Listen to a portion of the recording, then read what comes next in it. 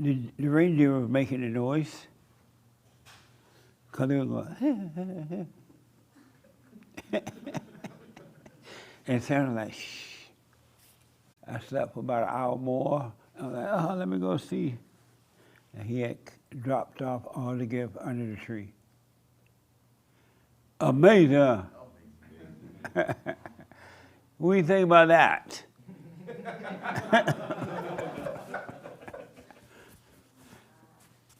I'm sorry? Did he come to your house too?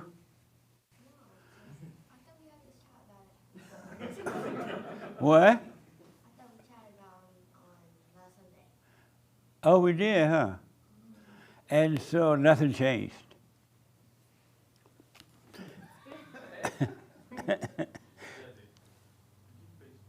Oh, that means that you got no gift, no toys, no nothing.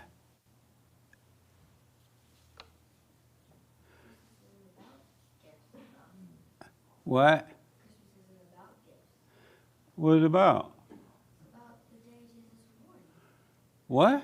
The day Jesus was born. It's about the day Jesus was born? No, it's not. Christmas is about gifts.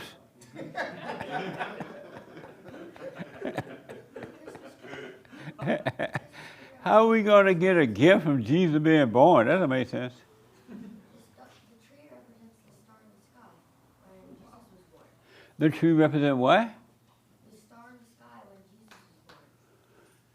The tree represents the star in the sky. You know how you put a Christmas tree star at the top of the tree? That represents the star. Can you have a mic so I can hear him? I need to hear you on the speaker. Whoa! The tree represents There the goes star. Santa. Hey, man. All right. I'm sorry, you said the tree represents what? The tree represents the star in the sky when Jesus was born. The tree represents the star in the sky and what? In the sky when Jesus was born. They don't have trees in the sky. It represents. Oh, no. Look, She tried to help him. when Jesus was born, the other Speak people into the that wanted mic to- for me. Sorry. When Jesus was born, all the other disciples came, and they knew how to find him because there's a star in the sky above him when he was born. Right. So they right. came toward.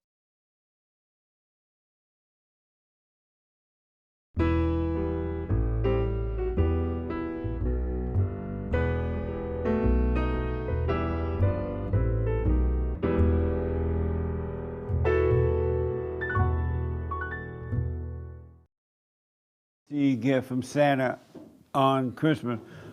Why didn't you? I did.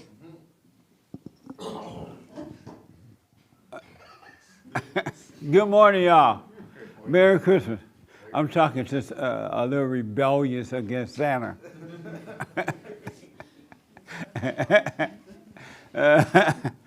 Amazing. And so, if Jesus got gifts from Santa on Christmas, why shouldn't we? Why shouldn't we? Yes. I never said we shouldn't. You said you got It's a yours from your family thing. parents. It's a family thing. What? It's a family.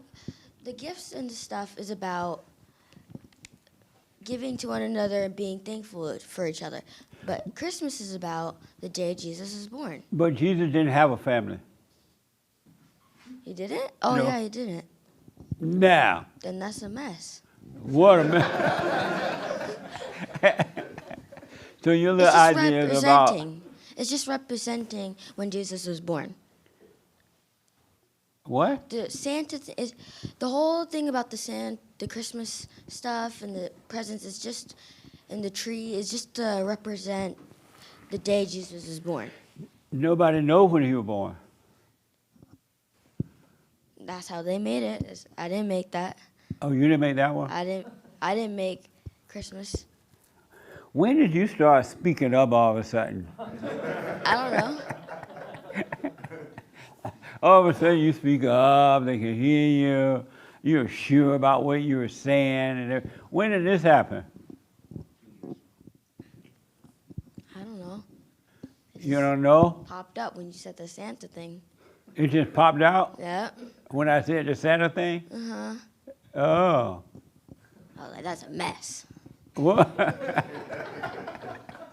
Okay, we're going to see what happened on Easter. Easter. See, Easter is about... So you don't believe in Easter either? We don't celebrate and put stuff up on Easter. No. What? We don't put a whole bunch of stuff up on Easter. Who don't? The family. Oh.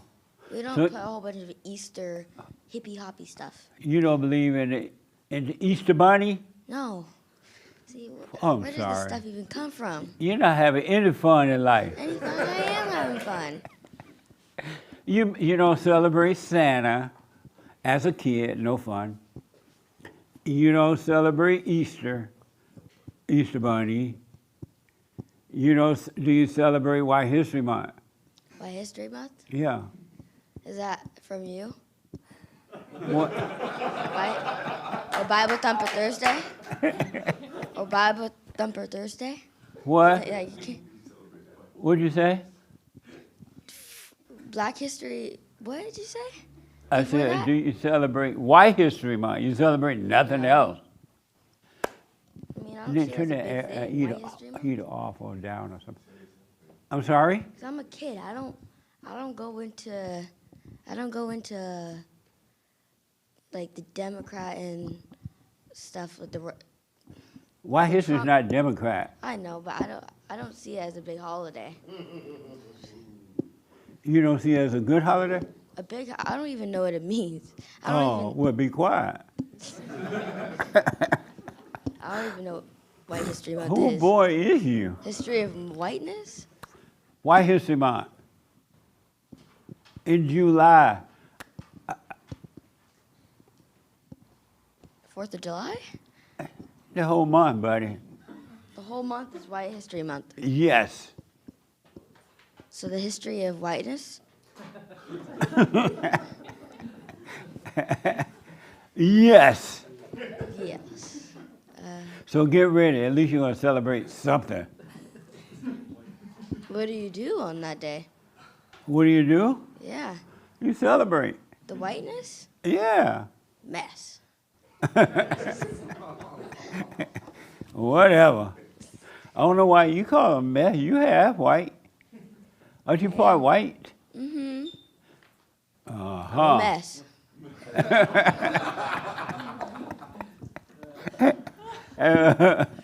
Okay. Well, thank you. No problem. How y'all? Amazing. Merry Christmas. Amazing. So, what I want to do is reflect. This is the last Sunday of this year. And so it's our last fellowship of this year. And it's been an amazing year. It's just been mind-blowing. So I want to reflect, and then I want to share some with you, and blah, blah, blah. Anybody here for the first time? Oh, tell us your name and how did you hear about us? Take the mic for me first. My name's Oscar. My brother brought me. I can't hear you. My name's Oscar. My brother brought me. That's your brother? You like him? Most of the time. Oh, good. Nobody else does. Any question about anything? Not yet. I'm just here to observe and learn. Right on. Well, welcome. Thank you. And your name and how did you hear about us? My name's David, and I heard about you on YouTube. Oh, you too? Oh, welcome, David. Thank you. Any questions? Not yet. Okay. Any questions from anybody? Yes, Raymond. You say about the silent prayer. You say it's proper to pray first thing in the morning and last thing at night. Right. And okay, I began to do that. I noticed that it seems like certain demons in my mind always try to scare me out on doing that. Yeah.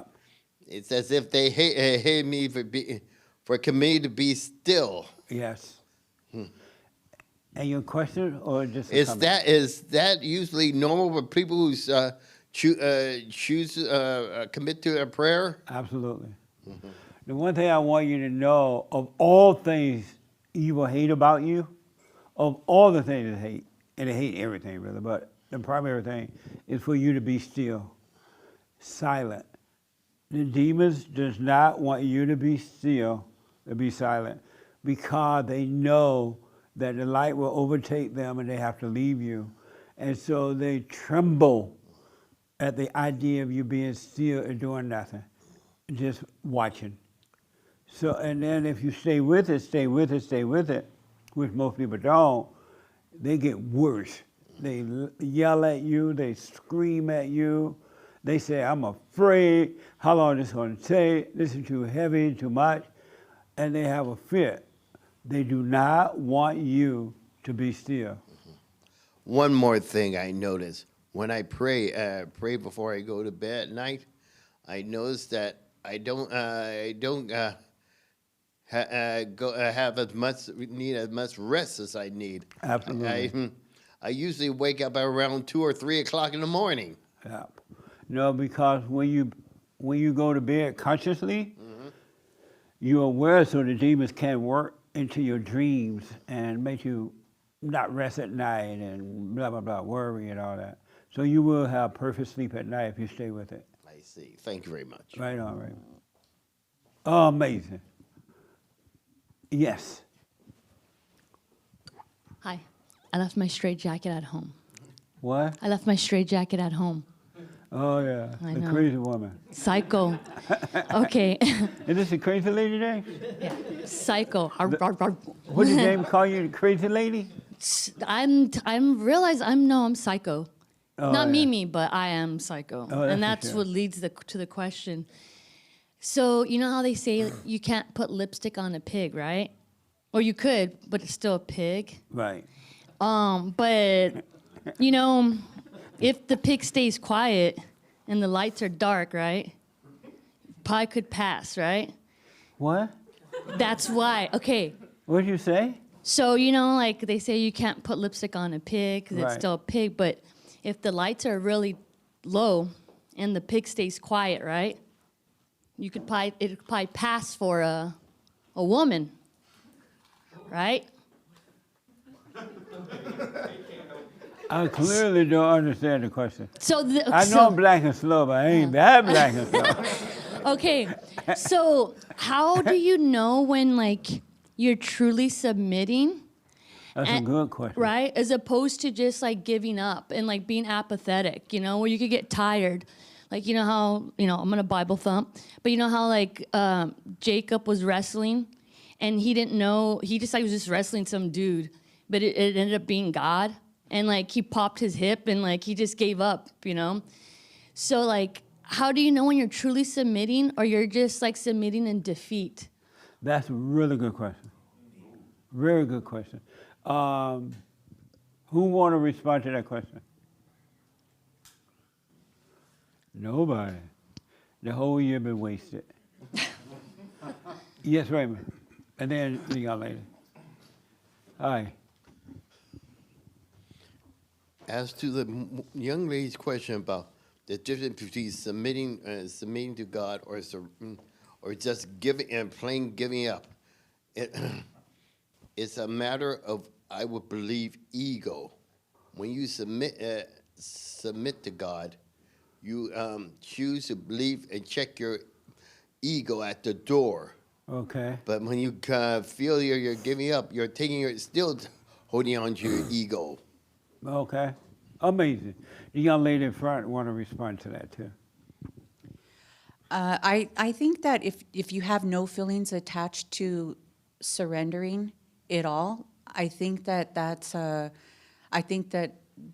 probably like the purest form of letting go and submitting. Like there's no feelings attached to it. It's just something you're doing. Oh, okay. Amazing. Did that help a little bit? Yeah, more. And to add to that, the way you know that you're giving up, that's the question, right? Mm-hmm. How do you know? The difference between submitting and just giving up of just like, Giving up, What do you mean by giving up?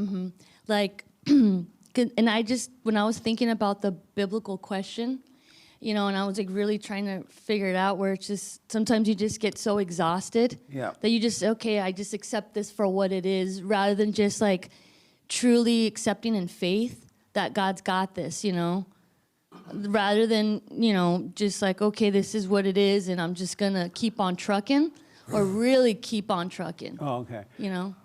The way to know that you're giving up and submitting is when you can take all of your pain, all of your grief, all of your loneliness, all of your sadness, all of your depression.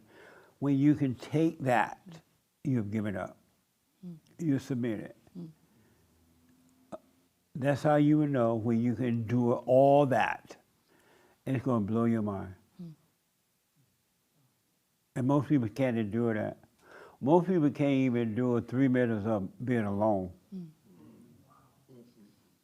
Just 3 minutes of being alone, not just being aware, but being alone. But when you can take all of your pain and just take it and don't complain or anything, you give it up, and that's when you'll be free. Isn't that amazing? Yes.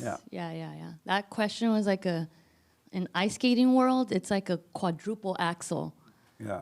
you know, but yeah, I'll leave that Amazing. for the rest. So thank you. You're everyone. welcome. Yes, sir. Even when someone is bothering you or kind of tormenting you, you still don't want to do anything. Don't speak up. Especially when someone is tormenting you. When someone is tormenting you, do nothing about it at all. As long as they're not trying to physically hurt you, right? But when they're tormenting you, do nothing about it. Let it happen. Don't fight against it. Don't try to prove anything. Just take it, and you shall be free. Okay. And no matter how painful it seems, and the devil tell you, oh, this is going to happen, this is happening, everybody thinking this is happening, that's fine. Let it happen. You got to let these things happen if you want to be free from them. And what if you understand that that person will never stop? Which is what now? What if you understand that the person tormenting you, they'll never stop, they'll never give up, you just let it be? What if you understand that they never stop? Yeah. You won't be thinking about it. Well, you will be thinking about it because the devil tell you they never stop, right? But what you will discover is that they're not tormenting you at all. They're doing it to themselves. You just think that is you because inside of you, Satan is telling you it's happening to you, but I promise you it is not happening to you. They're burning, the person that's doing that to you, they're burning, they're hurt, they're lost. They're trying to get some type of life from you, a false life, by making themselves feel better, knowing that they can torment you. They get a false sense of life, but in reality, when you give nothing back, don't react at all, you're going to see that it's not happening to you, and then they will eventually go away.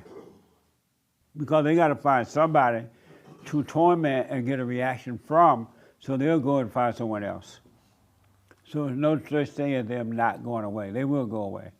Plus, if they stay, it still wouldn't bother you because it'll be happening to them, and you will see that it's not happening to you.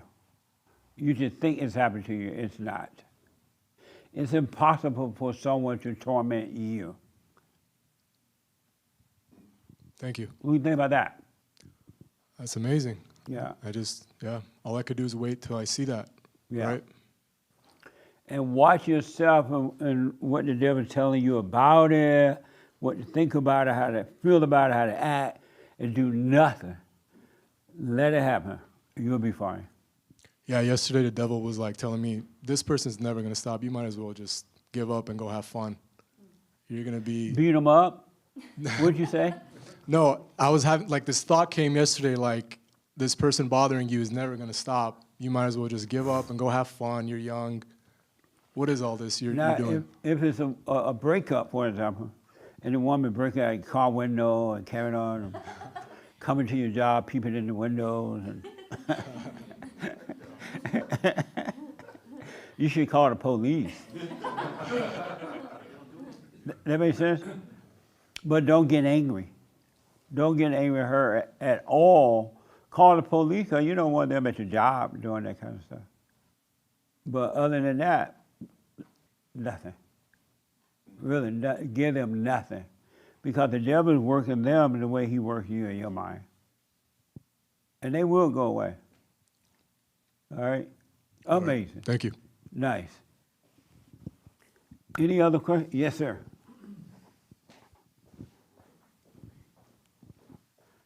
Is this your first time here? Yes. Okay, I can't wait to get to you. Yes. Yeah, so I think, to his example, and maybe like, the crazy girlfriend or ex-girlfriend situation, but Yeah. maybe more practical, where's that line of this is like impeding my daily activities, so I need to take action because it's, prevents me from doing X, Y, Z, versus, yes, I don't want to get angry, yes, like emotionally I'm not involved, but it's also preventing me from doing X, Y, Z activities. How do I take action that's not attached, but also it's reactionary because it's Meaning that if they're preventing you from going to work or... No, I guess I'm thinking like let's say you have like a work colleague for example, right?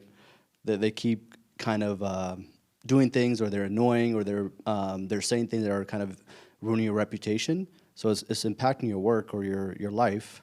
How do you stop that, but also at the same time not get emotionally connected to it at all? And what reputation are they ruining? I get it. It's a reputation that is not really you, but at the same time, you're trying to get work done, and that's stopping you from being as effective as you But want what to be. reputation are they ruining? It's Let's say you have a stalker that comes to your job and everybody find out you have a stalker. Mm-hmm. You just have a stalker. People already know you have one. What reputation are you? then people don't want to work with you. Then be like, hey, you have a stalker, so we don't want to work with someone who has a stalker behind them. Why would they want to work with you? Because nobody wants to work with somebody who has a stalker behind them. Why not? Because that's another tedious task that's connected to But you. it had nothing to do with them. It's happening with you. No, I think it's like maybe As long extreme as case. the stalking is not dangerous, she's not going to throw grits on you or something like that. Hot grits. Yeah, but I think it's not that you're so connected to the reputation. It's just when you do something, whatever lingering stuff that you have, it comes with you, and that can be preventative of you being productive. I'm not quite understanding that, how. This young man want to explain that, and then I come back to that. Okay. Have you been stalked before, right? Right here. Hello, Jesse. Hey, buddy. Welcome How's it going? back. Thank you. What, Good to be back. Yeah, right on. Have you had a stalker before? No, I have not. And I think what thought popped in my head was that person welcomes that sort of attention. So you don't, as an employer, you don't really want someone who's going to invite that sort of energy into the workplace. So your reputation will get ruined if you are attached to, if you invite those vampires into your life. Oh, okay. You had a stalker?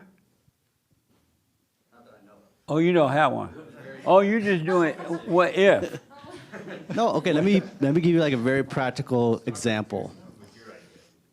Oh, Yeah. oh, reputation. Reputation. Yeah. You have a reputation? Not a good one. No, nobody Yeah. does. Yeah. Reputation is a lie. It's a No, made what I'm up saying thing. is the practical. Like I think his example is very good. It's just like if you know somebody's going to keep doing something, and it's going to prevent you from. Let's say, for example, you live in an apartment complex, Right. right? And this one person always throws their trash bag in front of your apartment door, Oh. right? You don't care. It's like it's trash. Somebody's going to pick it up eventually.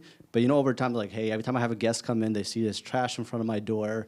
Why do you keep throwing trash in front of my door? You call the police. Right, but where's that line of like calling the police or just saying, hey, you know what? Let it just brush off my back. I Well, guess. don't get angry. Stay away from anger.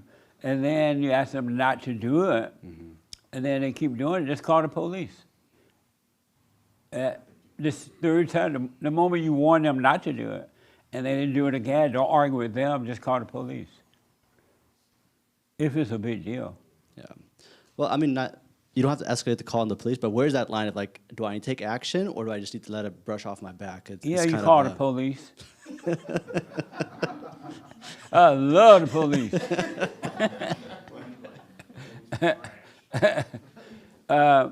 Yes, sir. I just wanted to piggyback off what he said. I just want to clarify. I wish it was as simple as like an ex-girlfriend or a bag of trash, but what if I don't want to scare the children, but what if it's your mother that won't leave you alone? Your mother? And, you know, she's going to be in your life forever, basically, right? No, she doesn't have to be. You can throw a mama from the train and be done. Right. So that's what I mean. What I heard from you before is like, if you run away, the spirit's still gonna be with you. You have to face it. So at what point do you stop facing it and just, you know? So I'm not quite clear now. So like, if you go to your mother, I'm sorry for resenting you. I'm moving on in my life, right? Mm-hmm. And if she continued to call you, text you, that kind of stuff? Right, exactly. Do you block her and all those things? Yeah, when do you stop facing it and just kind of cut her off and just, I guess whenever you're ready. The moment you forgive her, you really don't have to deal with her anymore at that point. Right. You have no obligation to her at all. Your obligation is to not resent her. That's it. She couldn't help herself. Yeah, I don't resent her, but it's like she's like when you say building an army, it's like the other day the gardener that does the landscaping around my house also does her house. He came up to me. He doesn't speak a lick of English, and he's like, "You okay? Your mama, she worried." I'm like, "You speak English?" So, you know, like. So do you live next to your mother or something? Unfortunately, yeah, I do. You live close to your mother? That's probably the issue, yeah. Are you living in an apartment or a house? No, they kind of conned me. They were like, you know, why don't you come down the street and we'll help you get a nice house. We'll co-sign with you. And I was like, wow, that sounds really good. What a setup, huh? In my gut, I knew, yeah. In my gut, I knew, like, it was the wrong move. Yeah. I was happier in the studio, like the size of that room right there. Right. You know, that was the happiest I ever was in that little studio. But, you know, I got conned and, you know, it happened. So still, just tell her, you know what? Stay away from me. Stay away from my house. Stay away from me. And then she said, well, I helped you get that house, blah, blah, blah. And just said, I don't owe you anything, though. You wanted to do it. I didn't ask you to do it. Okay. You wanted to do it. You stay away from me, or I'll have you arrested. I'll call the police. Wow. Okay. Really. And just don't get angry. Okay. And if she continues, call the police, so she'll know that you mean that. She's not your mama anymore. You're the individual now. Yeah, it feels like I'm like an ex-boyfriend or something. Like she just won't. Right. You know, as bad as it sounds, I don't even want to say it, but that's what it feels like. It is that. It's like. It's that. She's trying to make you her husband. Right. So just say, stay away. So that's why, even if I've had a talk like that, not quite to the point where police, but I've had these talks with her, you know, like, you know, I'm grown, can you stop? But even if they don't stop then, I gotta... Call the police. Call the police, all right. I love the police. Okay. Call the police. You're being harassed. And don't let the devil, your family member, oh, that's your mama. That doesn't even mean anything. You know how when cows have calves, the calves suck milk from mama, and then the calf go off, you don't see the calf anymore, or until they're grown. Same thing. Yeah. You don't need her anymore. Okay. So if I move back to the other side of the world, I'm not running away, right? I'm just like, right. Kind of got to get away from Absolutely. That, okay. If you move to West Hill, you're fine. Okay. Get away from her. All right. Absolutely, but just don't be angry. Make sure that you don't be angry. You don't want to run in anger. You want to face the anger and overcome it. Otherwise, you just run into another mama somewhere. Yeah, yeah. I mean, during the Christmas party, I was like dying in the middle of the party. I was like trembling. Why? Because it's just that spirit is there, you know. It's just she's running around controlling everyone. You were at the party with her? Yeah, I'm looking at my mom control everything, and I'm just like, Well, why were you at the party? What a beta. it was Christmas, you know. What? Yeah, I got conned. Let's be honest. I got conned. I So gave in. you were at a Christmas party with Mama, Well, my whole family, you know, Mom was but there. you didn't have to be there. I know I didn't have to be. So why did you stay? I gave in. I gave up. At that moment, I did. Well, that's not her fault. That's yours. Yeah, that is. You're responsible for you. But I'm at the party, and I realize I got conned again. I'm just like, why So did why I do did that? you just leave? Fear. Yeah. Of what? All human beings are driven by fear. Isn't that amazing? Yeah. Well, what were you afraid of? Because, you know, they're playing like the little white elephant game, and I just didn't want to get up in the middle of the game and be like, all right, can you No, move you your can car? walk I'm away. like- This game is over. I'm out of here. Yeah, Bye. I should have. I should have did it. Yeah, that's how you grow when you deal with things. Yeah. And she knew she had control of you at the party. She knew you didn't want to be there. Oh, yeah. And it's like when they know you're weak, that's when they kind of, you know, I don't want to be too symbolic, but there was a point where I was sitting at the bar, like the bar area with some people my age. Right. And my mother comes from behind me and covers my eyes like this. Oh, my God. It's almost like the devil doesn't want you to see, right? But Why do you backhand and I'm her? just like, you know, you get that eerie feeling. I'm just like, what the, you know, but Why I do you can't. backhand her? Fear. I couldn't get up in the middle. I'm not pushing violence. I'm talking about protection. No, I know what you mean. I know what you mean. Self-defense. Yeah, but, yep. And what did you say when she did that? I looked at my brother's wife, and she's looking at me like, damn, you deal with it too? I'm like, yeah, I do. Because Did she you does call that her- with all of them. She does that with my brother, course. his wife. Did you call her the B word? I can't say that in church. No. I just looked at my brother's wife, and I You just should have said, said, B word. Real loud. no, I thought about you for a second where you said, just take it, don't do anything. So I just stood there and just said, whatever. No, you know. that's not what I mean. Right. I'm talking about what we were talking about earlier about the pain. Uh-huh. Don't do anything about that. Yeah. Or someone is trying to harass you, don't do anything about that. Well, I was unless your life harassing. is in danger. I'm not talking about that. Mama treats you that way. Yeah.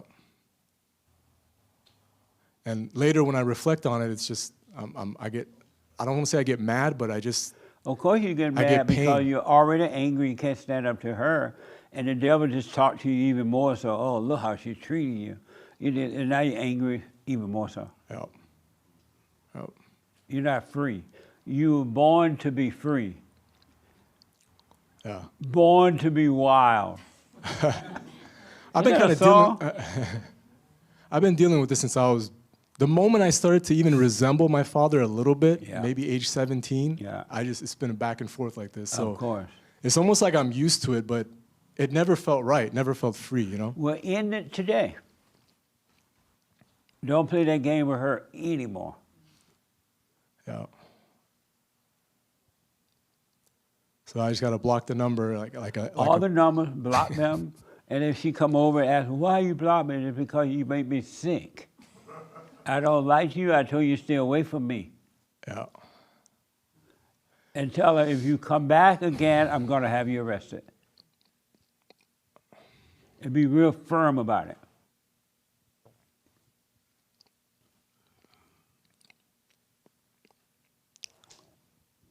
Okay. End it today so you can be free today. Yes, sir. All right? All right. Amazing.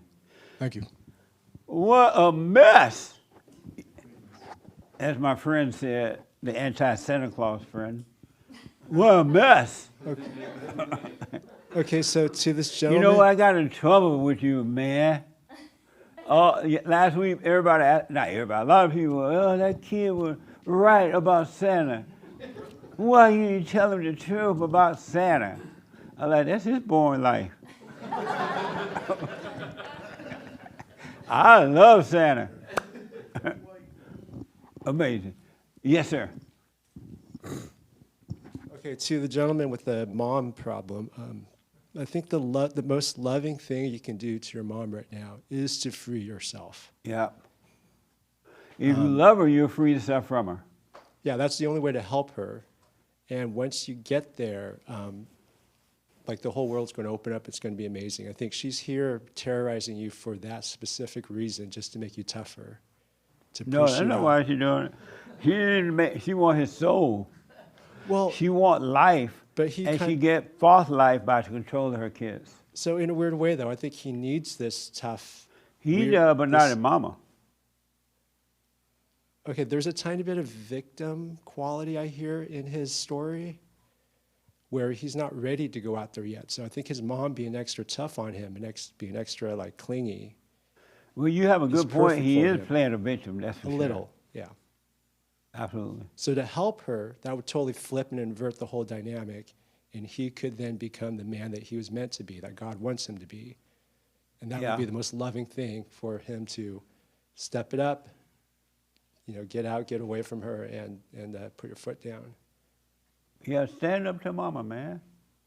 Yeah, we're And all then you'll be rooting able for to you. deal with the world. Absolutely.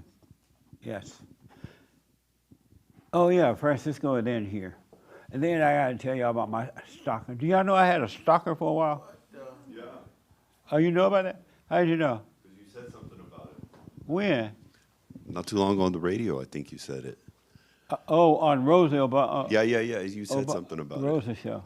Yeah. Roseanne Barr show. I had a Oh, note. okay. Yes. It's Oh, you time. like that, huh? We'll get to that. Yes. So it's probably time for him to move away, because he never moved away. He's next door. Mama's never going to give up, especially when you got the magnet of the house. So you can rent it out. You can rent rooms out. Get yourself an apartment away, like, Texas or New York. You can commute, because you need the distance, because your mother is never going to give up. She'll sit at the sidewalk and watch you drive by and, "Hi, my honey, I made some favorite rice for you. You're going to love You it." like You're rice? going to go over. Of course. Of course. I to thought you eat. like tacos or something. Isn't he a Mexican? That's Are not you Mexican? That's the mustache. No, I'm not Mexican. Oh, you Allah Uaba guy. Kind of, yeah. Oh, sorry. The Asian Allahu Akbar. And he's going to go right over. He's going to smell the food, and he's going to go right automatic, because that's me. I do the same thing. So the best thing for you is rent it out, Airbnb, or get some roommates, and then rent out 2 rooms, leave yourself a backup room, but you need to get away so that you can grow by yourself on your own. Because just the magnetism being so close to mom, man, you're still a little boy. You'll never be a man. So I think you should do that. What do you think about that advice? Franklin's my friend, so I hate to go. What do you think about that advice what he just gave him? No, the young lady. I think there's some truth to it about you do have to get away. And I guess I was just thinking about my own experience where my sister is kind of similar. And even though she's older, she never really flew the nest. But when I was 18, I graduated high school and then just moved out.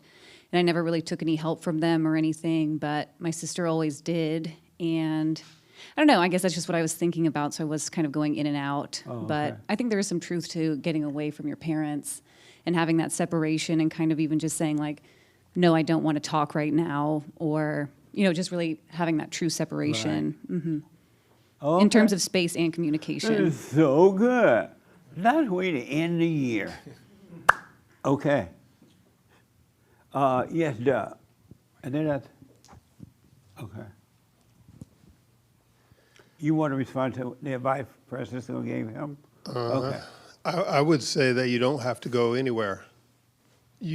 All you have to do is take the stand, and not give in to her. Not, speak up when you need to speak up, but you don't necessarily have to go anywhere. Now, sometimes when you're younger, you do. I did. I moved away as soon as I could, but I was young and angry, so that might be a difference. I think it is a difference. Okay. Did you want to respond to that? Yes. Oh, okay. And then here, okay. Oh, okay. one of the things that the gentleman's going through, when I forgave my mom, it was the same thing. It just ramped up. And granted, I'm glad I moved out when I was like 15, 16. Did you move far away from her? Oh, yeah. I moved all the way to San Fernando Valley. And Oh. she lived in L.A. And she would tell everybody that he's on drugs because he says he forgives me and he resents me. And I'm like, what? I was like, and in the beginning, I would get mad. I was like, dude, she's making people think I'm crazy.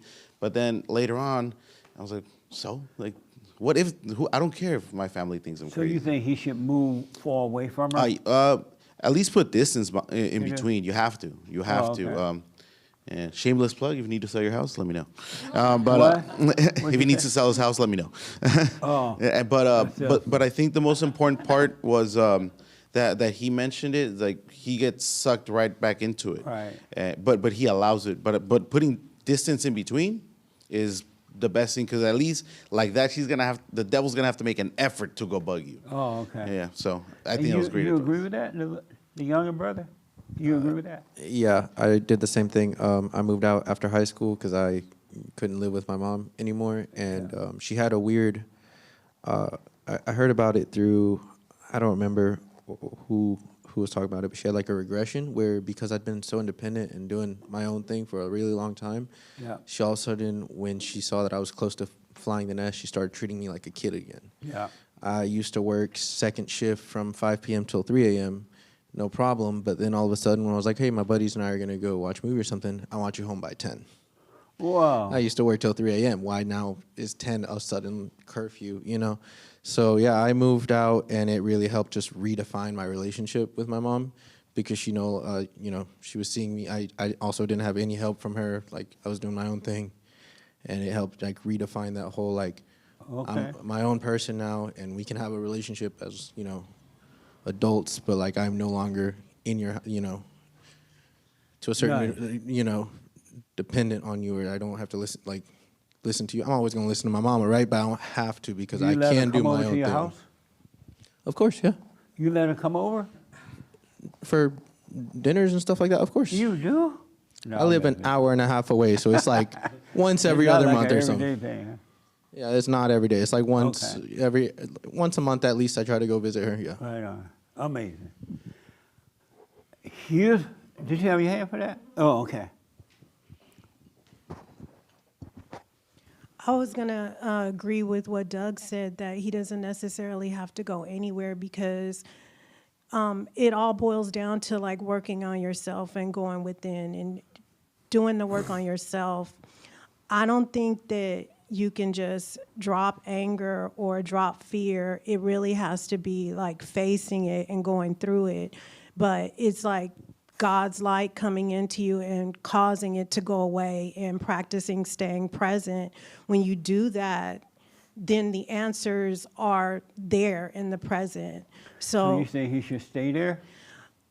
I say that he should work on himself, because it's not easy to just pick up and sell your house. Right. But it's the connection. Even if he leaves, that's still, if he moves away, far away, that'll put distance, physical distance, but whatever's going on inside that's causing him to have the feelings or emotions, the fear around his mom is still gonna be there. Just because he moves, Right. it's not gonna make that go away. What's gonna make it go away is working on himself. I totally agree. Everything that's wrong is inside of you. Your mother have her problems. You're right about all that mess, but you got to face it. Because you are the ruler of your own world, and you got to operate in your own world, and you can't run. You got to face her, and just tell her, stop it. You can't come over. Don't call me. Don't do anything. I'm done. And if she come, have her arrested. Don't play the game with her at all. Just don't be angry. And she's right. If you run, that spirit's still going to be inside of you. And you're going to have to face it in one way or another. So it's best to face it with your mother. That way you can face it with the whole world. But you got to face her, overcome her, and you'll be able to live right next door to her, and she won't touch you. You'll be able to live wherever you want and be free. It's up to you. You got to deal with it. You got to face it. And you don't have to move unless you just want to move, you know. But the fear is in you. The irritation is inside of you. The inability to tell her to back off is inside of you. It's not outside of you. You are your own world, and you are responsible for your world. I had a neighbor, and she's a nasty lady. Nasty old black woman.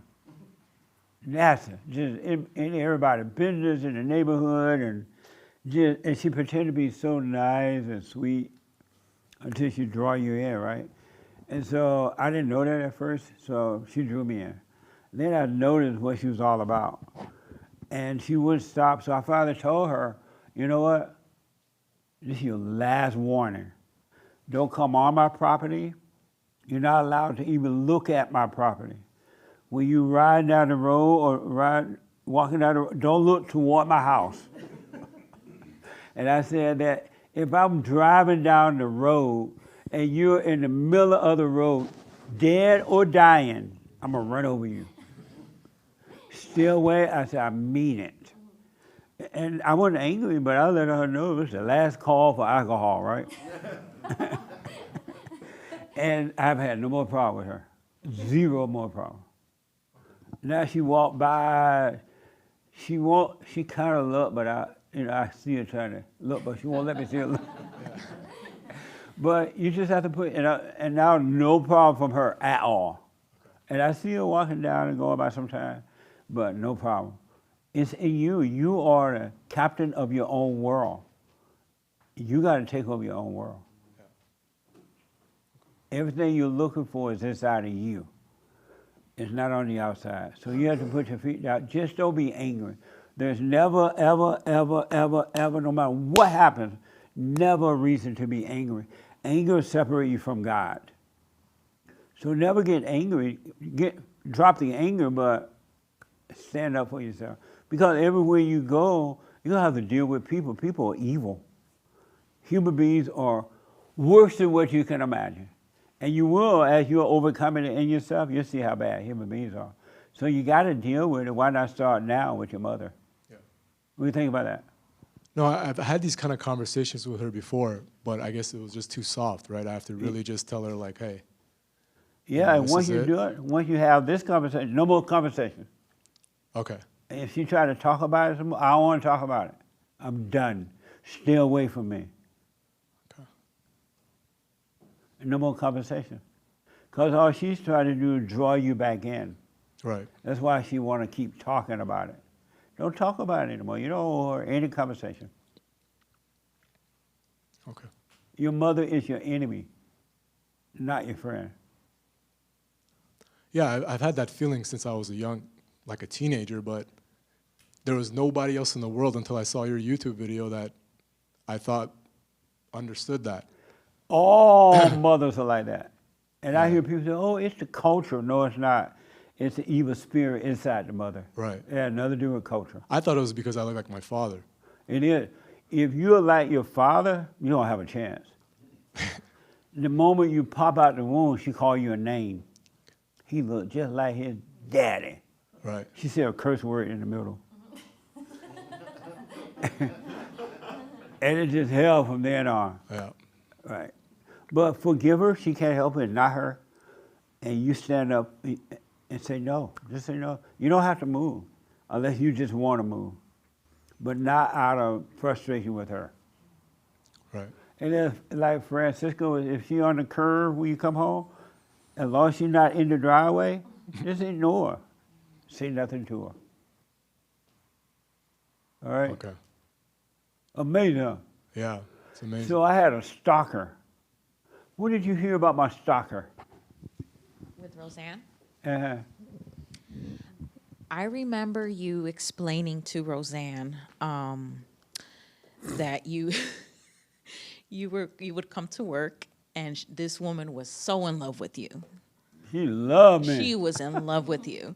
And She she said just the kept Lord saying, sent the her. Lord sent me to tell you that I you're was like, going well, to be the my Lord husband. didn't tell me you were coming. You're going to marry me.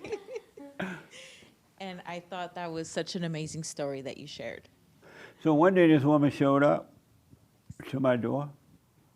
Apparently she had been trying to get counseling session or interview with, or visit with me, and the people that does the schedule wouldn't let her because they knew she was crazy. And so one day she just showed up from Oakland or somewhere. And I didn't know she was a crazy woman. And so I happened to be out in the lobby there. Oh, Lord.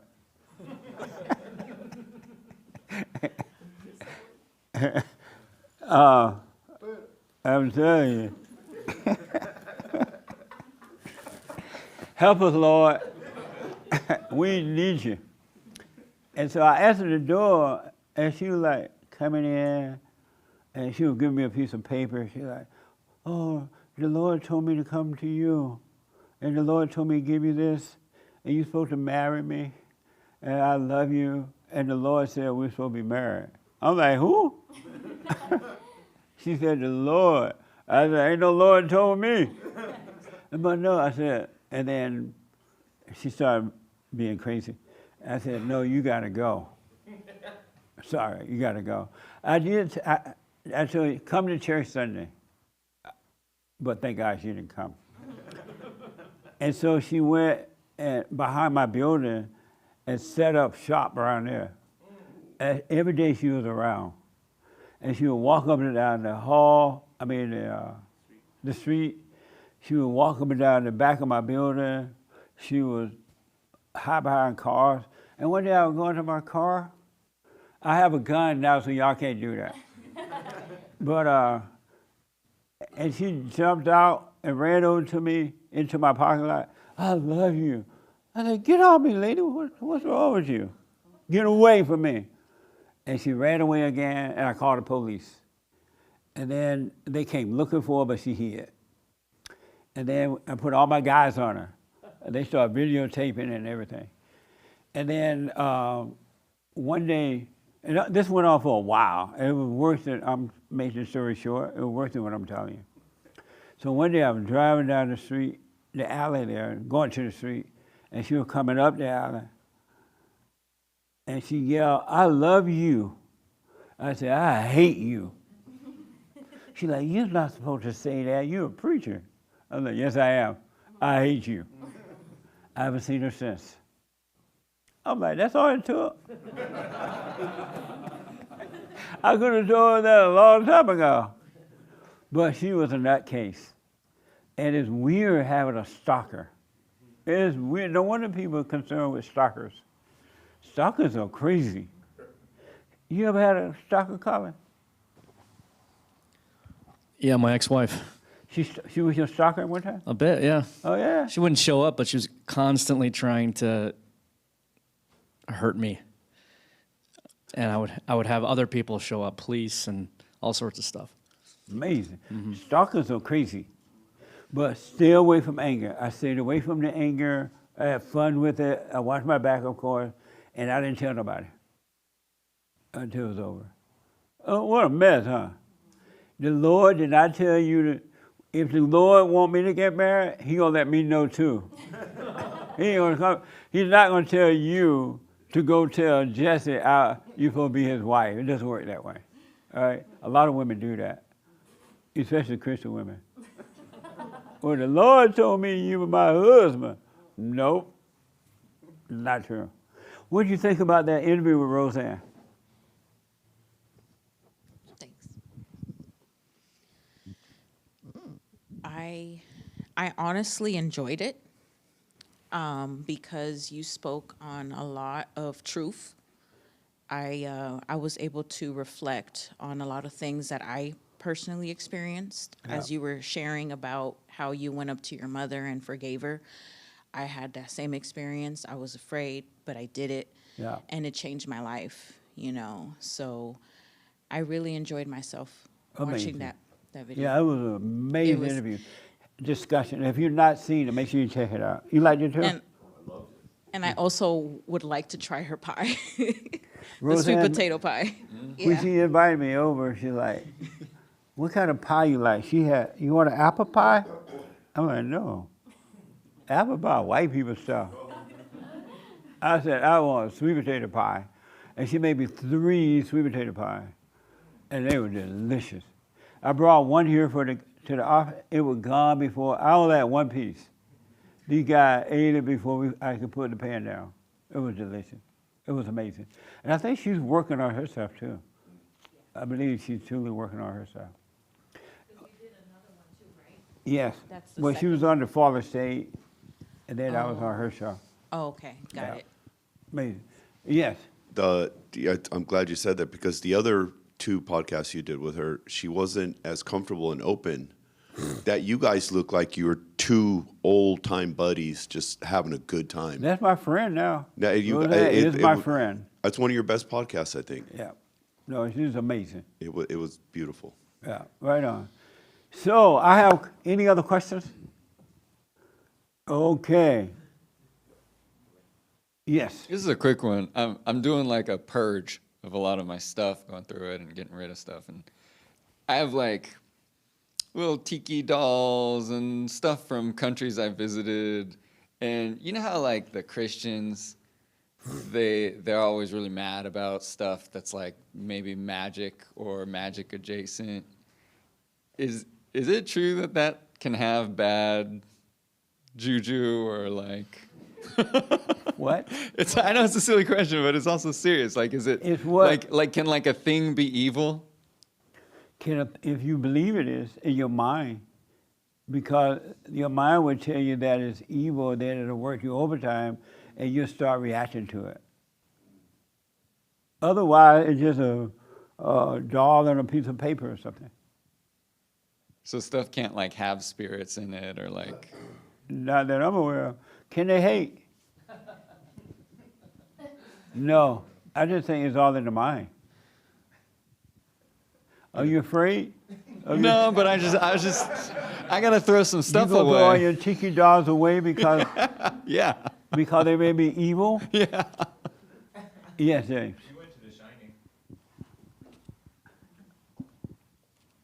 You went to the Shining Hotel unknowingly one time, I heard. Right, but there were no dolls, right? Right, but there was like scary stuff, I think. Yeah, I went to I didn't know about the Shining Hotel. Y'all heard of the Shining Hotel? And I had seen the movie, but I ended up at the hotel in Colorado, right? Yeah. And so I got there really late at night, long story short. Got there late at night, and I had to take this little airport car from the airport all the way through the hotel to the hotel. And we went up these mountains and through these roads and around these hills and around, just like in the movie. But I'm still not thinking shiny. So I get late at night, too, late at night. When we finally got to the hotel, the driver dropped me off. I went in, and they put me in the room. I got my room. Long story short, I went to bed. And as soon as, and this is a true story, I'm not making any part of it up. And so I go to bed, and I'm sleeping, and all of a sudden I hear this noise, help, help. I'm like, what? Help. And I open my eyes, I look around, I don't see anything. Nothing, right? And then I go back to sleep, okay, I don't hear anything. Oh, help, help. I'm like, man.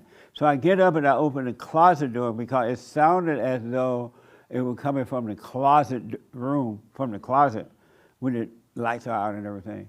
And I look in the closet, I didn't see anything there. So I'm crazy. So I go back to sleep one more time, and it happens again. Help, help. Oh, I'm getting out of here. I don't know what's going on, but I do know I'm not staying in this room.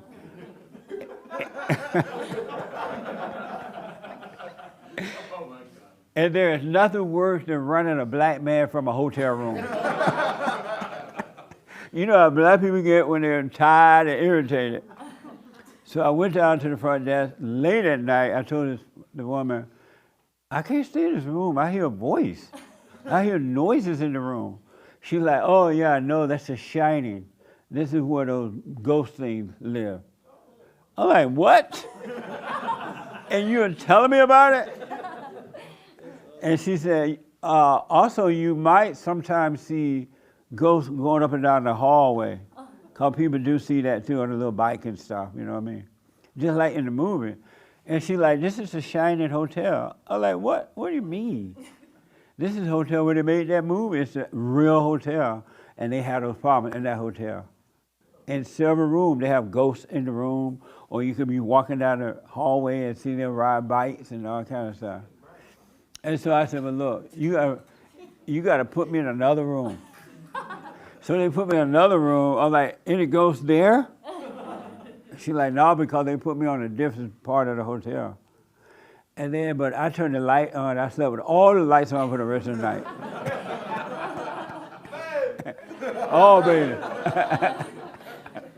I was like, what the? I am afraid of ghosts. And the noise was so wicked, you could feel it in your body. That's how wicked it was. It was like, it wasn't one of those little like play noise kind of thing. It was real. So do not go to the Shining Hotel. It's real. And the movie, and I didn't realize until I told people where I was staying, and they like, oh yeah, that's a Shining thing. I'm like, I could even, in my mind, after I realized where I was staying and what was happening, the actor, what's the guy name? He was so good. What?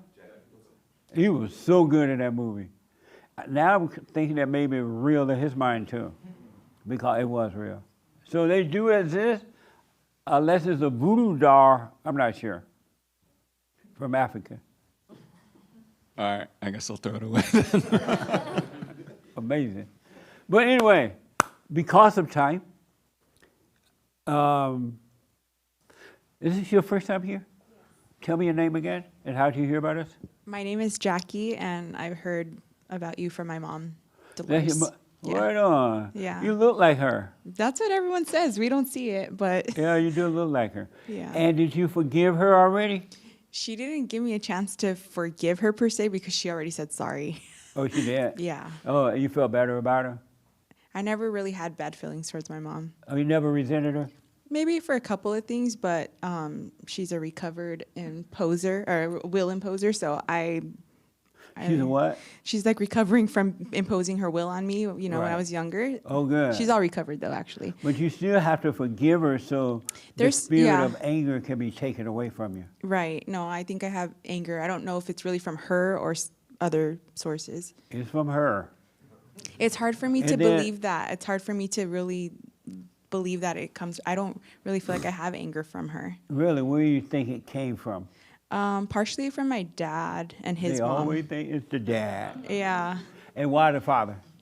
I wish that he would have been more alpha, like more. I wish they both would have been more ready when they had me. They had me at 20, so I had to grow up with them. That was a really young age, They had you when they were 20? Yeah. And so you had to grow up what? I had to grow up with them. When they were learning everything, I was learning too, and I was going through their relationship and just seeing a bunch of stuff that, I should have been enjoying childhood versus actual real life problems, I would say. So they were in their 20s when they had you? They were 20, both of them. They were 20? Yeah. They aged 20? Mhm. That's a good time to be having you. What was that? That's the right time to have you. They weren't ready. Oh, I see. Yeah. So have you forgiven your father? Yeah, I have, but here's the thing, like, that I struggle with, and I told my mom this too, like, sometimes when things come up, like, later on, I'll get mad about something else, like, a memory will come in, and then I'll be like, I'll get pissed off, like, like, I wish they would have had it more together, or something like that, right? And so I want to let go of the anger, but sometimes it's so hard because I get memories of things that I forgot about, and then it kind of can like piss me off. Absolutely. Yeah.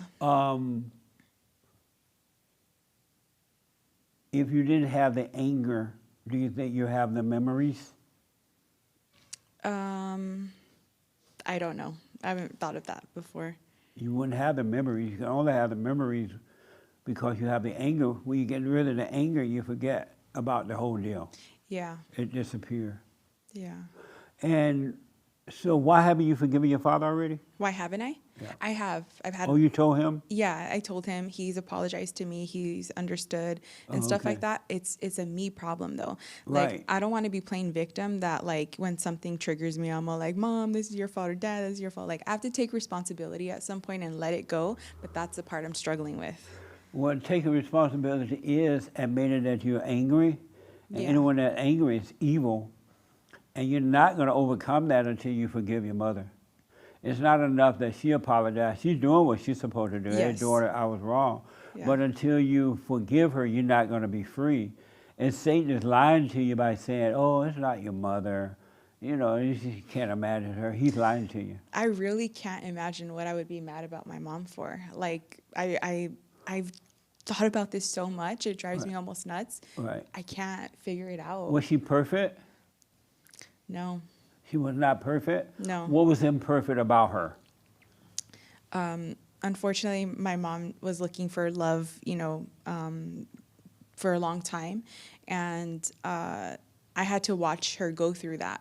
I had to go through it too, from relationships or maybe putting up with things I wish she wouldn't have put up with. So that was... And how did you feel about that? It was hard to watch. Yeah. And it was confusing. Have you forgiven her for that? Yeah. You told her? No, I Why didn't tell not? her. I mean, because I know that she is sorry. She I think it was about a year ago or maybe less. I can't hear you. Sometime this past year, we were walking and she told me like, I am so sorry that I made you watch me go through X, Y, and Z, like, relationship after relationship. I was just looking for love and I didn't know that it was in me the whole time.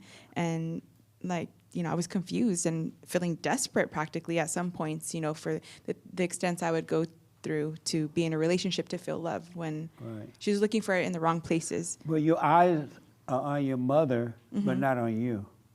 Yeah. And she can apologize till the cows come home because she's working on herself. Yeah. But it's not going to do anything for you until you forgive her. Mhm. You got to stop pretending. You got to stop listening to the devil telling you, oh, you don't need to forgive her. She was so fine. You're never going to be free until you do that. Is there a reason why there's just emphasis on my mom versus like the things that my dad did as well? Repeat that? Is there a reason why there's such an emphasis on my mom versus like all the hell that my dad put me through too? Yes. Because the hell come through the mother. God, the God above is the man's God, and the God below is the woman's God. So Satan's evil work through the mother, and she passes it on to the children. Until she forgive, then God will return to God, and then God will work through her too. But it comes through the mother, and your father's that way too because of his mother. Oh yeah. Earlier when you were Oh, talking yeah. about when you're talking about not letting someone bother you, Yeah. I'm so struggling with that. I cannot stand my grandma. Yeah. So I You feel so gotta bad. forgive both. What was that? You have to forgive your mother and your father. Yeah. I don't know how to like do I have to keep having these conversations with them though? Because I already really let it go with my dad per se. We've had conversations like, hey, X, Y, and Z happen and Have you apologized to him for resenting him? no, So I don't you haven't think so. forgiven then. I You did. gotta I mean, confess it's to- kind of hard to tell. Honestly, it is kind of hard to tell in those moments because I did tell him, like, I don't want to keep holding you at the cross for these things that you've done that you've already said sorry for, but I'm feeling really upset about them and I Right. want to let it go. So, like, I guess we kind of have, but then that's when You have not forgiven your father. You maybe have- not fully. You have not admitted that you're wrong for being angry at him. Yeah. Because just as you can't help yourself but have those memories and Yeah. overreact at the time, he has the same problem. It came from his mother. He has the same problem. Yeah. And if you understand yourself about it, you will cause you to understand him, then you will forgive. Because who are you to judge him? I know. I agree with you. No, that was a question. Oh, no. I think the same thing. Who am I to hold my parents? Then why don't know? you forgive then? I feel like I have, but I guess things come up and I don't. I haven't really, truly. Right. Yeah. And I want to, but I don't even know how to do that. Dad, I'm wrong for judging you. I've been angry at you.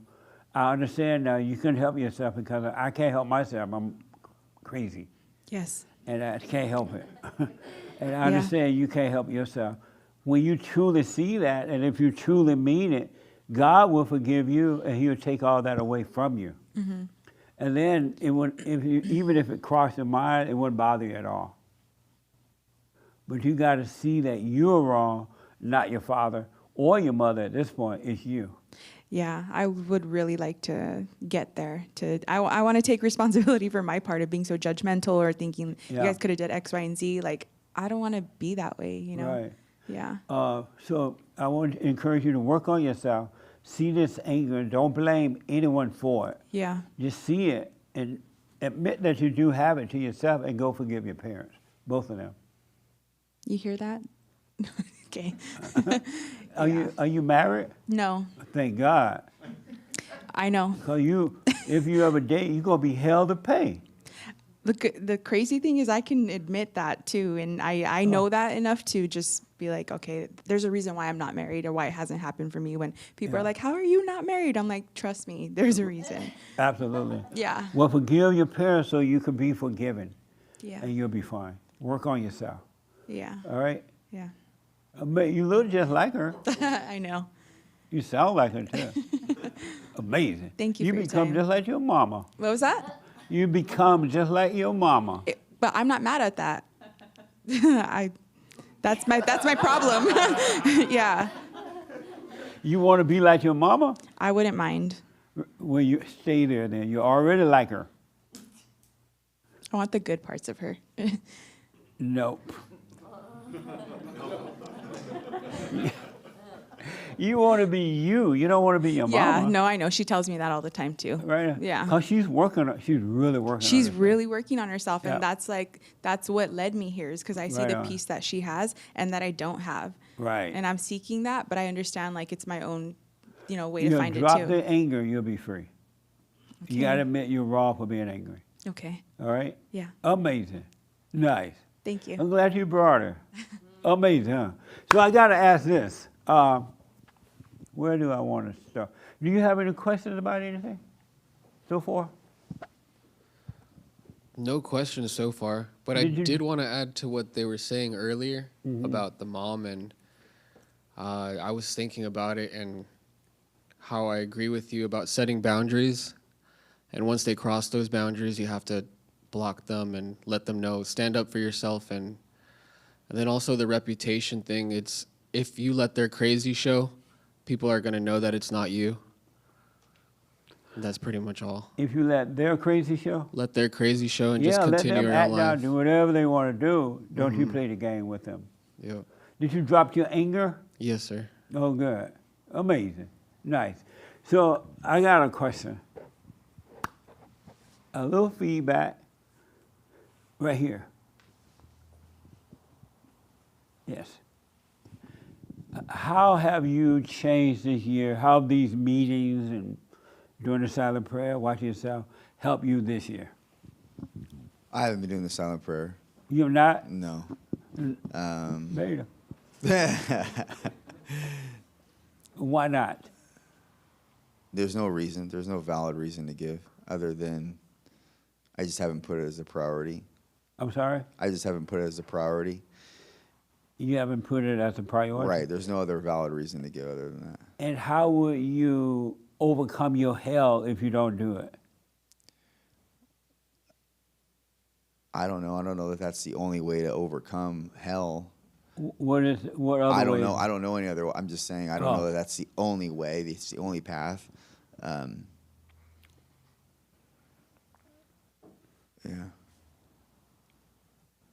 And so you have not gotten any better than you were when you started out this year?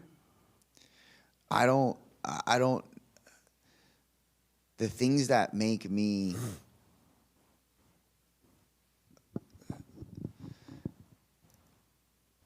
I think that the things that make me better are not wouldn't classify as the silent prayer, even though I'm not saying that if I did that additionally, it would not help me. I'm sure it would.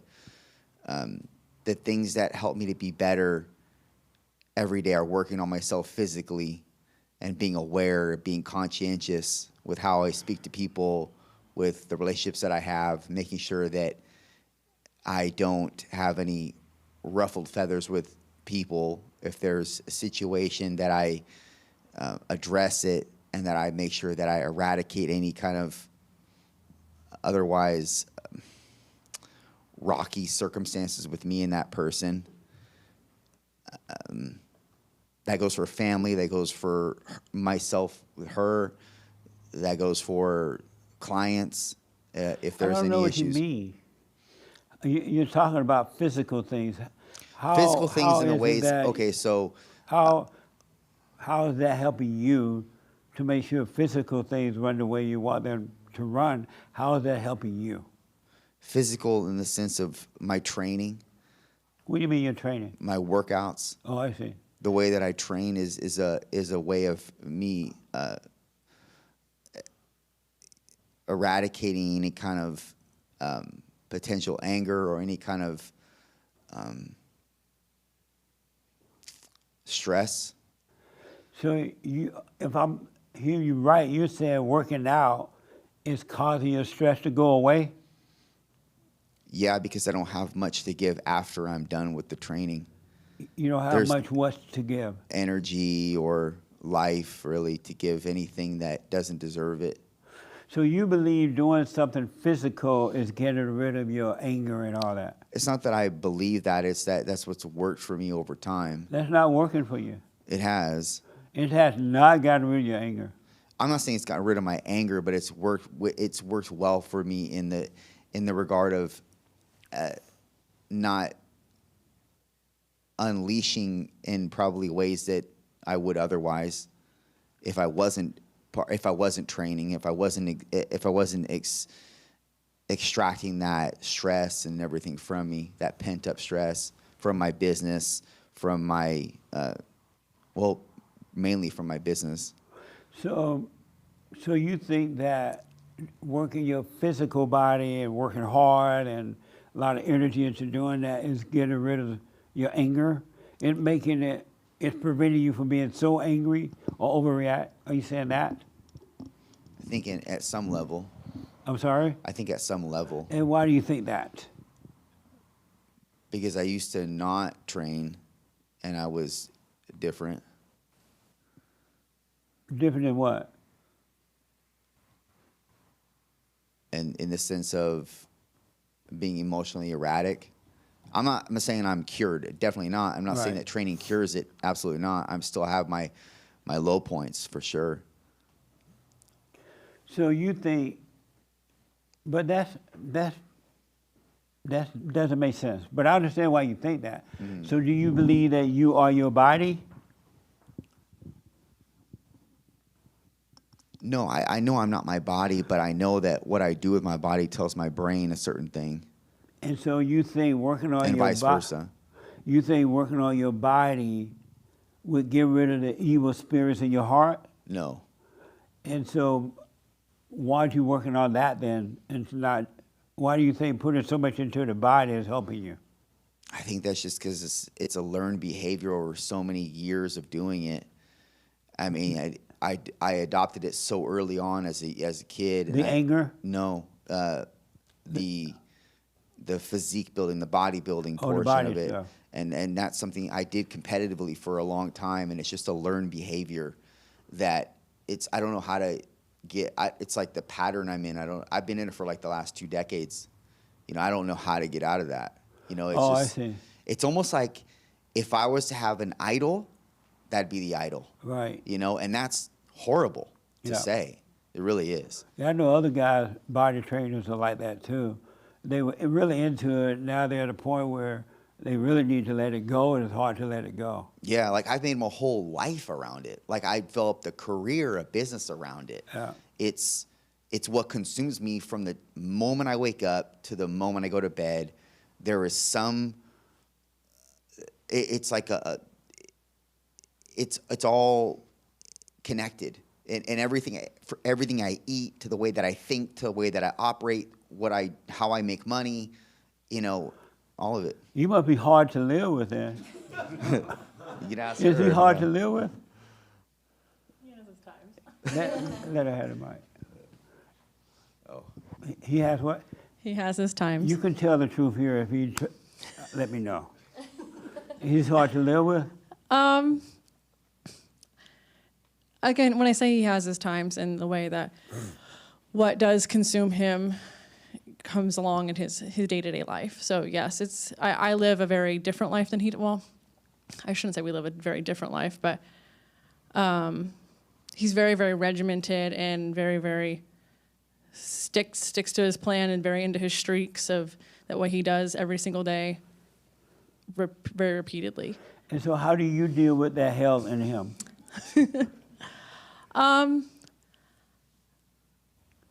I mean, I have so much love for him that it's an acceptance thing, and also that I love the man that he is as a whole. Then that's these personality traits and these things that he does is even though they might seem a little different to some, it's what built him to be who he is. If that makes sense. No. Okay. And I'm trying to, don't talk in circles. Okay. Don't speak in circles. How do you deal with the hell in him? Well, I practice the silent prayer not as often as I should, but I definitely do it. Right. It has become a way of like a meditation to me, and the hell and the crazy that lives in me runs rampant all the time in my brain, and it's the only way I can quiet it down. And I find peace in that, and it's the things I talk about to myself is the things that I pray so how for. do you deal with the hell in him? By finding peace in me and knowing that it's okay. Do you tell him when the hell comes out? I mean, he sees it. Do you tell him? Yeah, I do. What do you do? Sometimes no. Sometimes I keep it to myself. Why not tell him? Well, he's thinking working on the body gonna do. I don't want to spark an argument, and maybe my mind is run a little far too rampant, and I'm believing thoughts that I shouldn't believe, and I realize that this really is okay. This is not a big deal. I have to tell myself these things. Give me an example.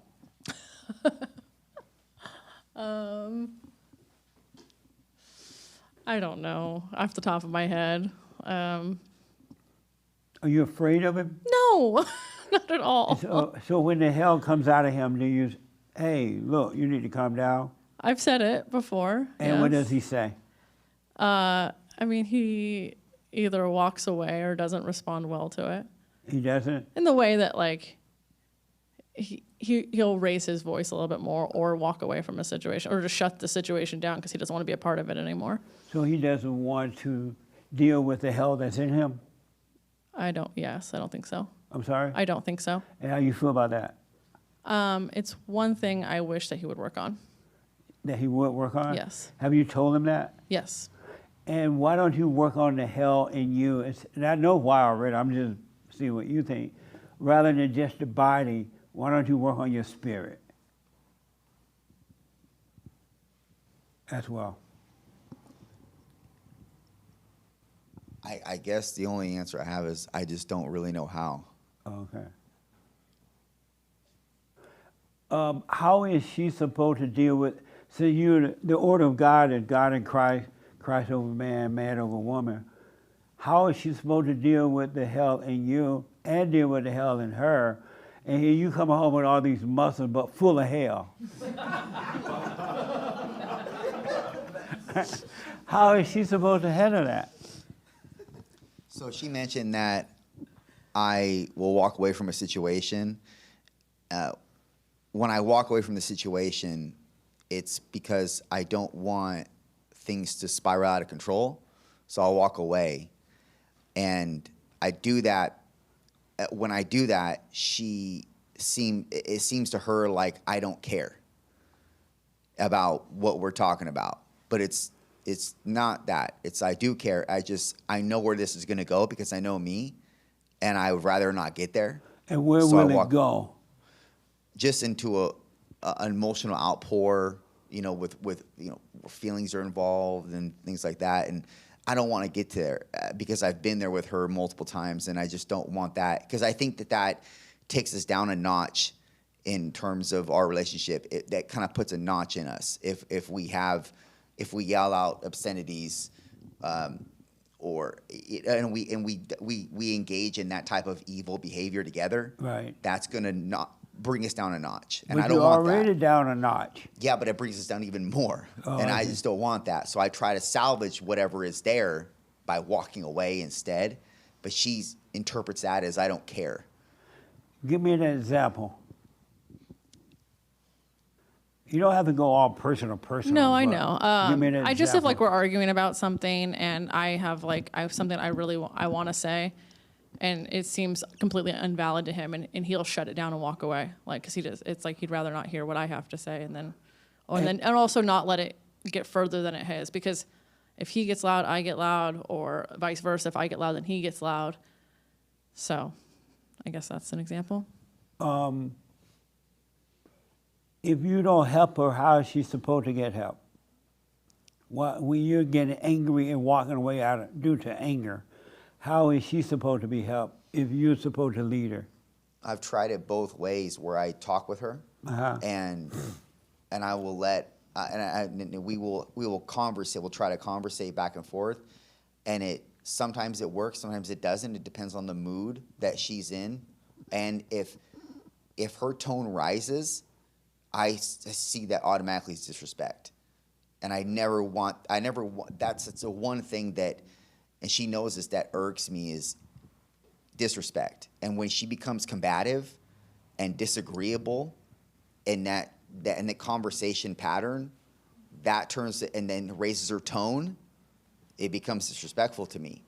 And why? And then because it's just the argumentative nature, and then the fact that the tone is rising when my tone is baseline, where I have the tendency to raise my tone. I have to actively control my tone. And so when I'm doing that and then her tone rises for no reason other than she's wound up, which I understand, I'd be wound up dealing with me too. That's when I see that as disrespect, or I interpret that as disrespect, and then it can go off the rails. That's why I choose to just walk away, because I just don't want it to go off the rails any further. But then she'll see that as me being insensitive. I'm not caring.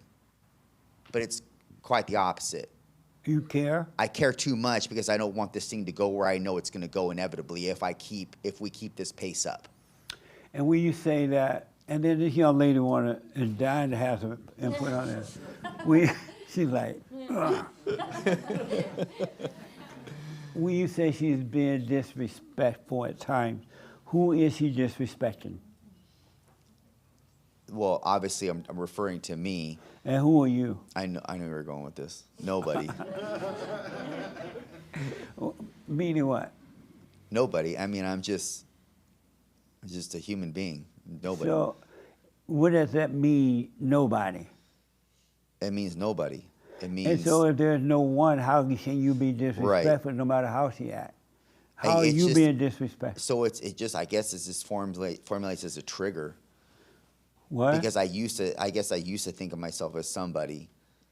Do you still think there's someone there to be disrespected? Yeah, but it's hard to drop because I know in plain sight that I'm nobody. But it's hard for me to wrap myself around that every moment of every day. And that means being present with myself every moment of every day. And how you expect to see that clearly if you don't have the light of God? I can't. Allow you Yeah, to I see can't. that. I 'Cause you can't. can't see it intellectually. Yeah, I can't. Right now you just learn it intellectually and you just repeating it, oh, I'm nobody. But you don't really see that, because if you saw that, really, really see it, there's nothing she can say to you in any kind of way that you will feel disrespected, because there's no one there to be disrespected. You would know that without a doubt. Yeah, it's true. So how are you expected to see that if you don't be still and let the light of God take over? I can't. You can't? I can't accept And so why don't you do the silent prayer when you practice being present rather than the loss of your muscles? No, you're right. You're right, yeah. No, that was a question. You're right. No, that was a question. Repeat the question. Rather than being lost in your muscles, why don't you do this silent prayer, practice being aware so you can see that there's really no one there and not just learn about it intellectually. I have another good friend who tell me, "Oh, I can see," and I had a conversation with him. Oh Lord, it was a mess, but it was just all intellectual. You have the same problem. You hear me say nobody's there. Now you're saying no one is there, but you don't believe it because you're yelling at her because she's disrespecting you. Yeah. Do you see you just being intellectual with that? Yes. Knowledge about the truth is not knowing God. It doesn't make you know God. Put the mic to you in. Yes. Yes. So are you going to relax in the intellect or do you want to know God? Yeah, I do want to know God. Then why don't you put the effort in there? I guess I haven't made it a priority. And why not? Because I've made every other thing a priority. All the other things that I've been doing that I know that I do well, I keep doing those things. Maybe the things that I don't think I do well are the things that I put to the side. The things that you don't think you do well? Yeah. What do you mean by like that? staying still and being present, doing the silent prayer. That's hard for me. I don't even know how to relax. You know, staying still and basically meditating Right. is something that is. You don't want to meditate, you want to observe, observe. I mean it just in the sense of I'm being still and I'm focusing on one thing. Right. It's hard for me to do that. And why is that? It's always been, I've always had ever since grade school, I've always had a issue with staying focused with things that I'm either not good at or things that don't interest me. And so that's because you're so angry and bitter and nasty and evil.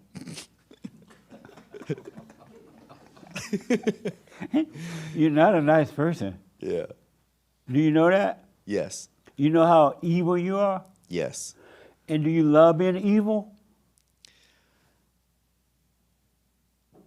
I think it feeds this sick ego. So you that I love might being have. evil? I don't love it, no. If you didn't love it, you would let it go.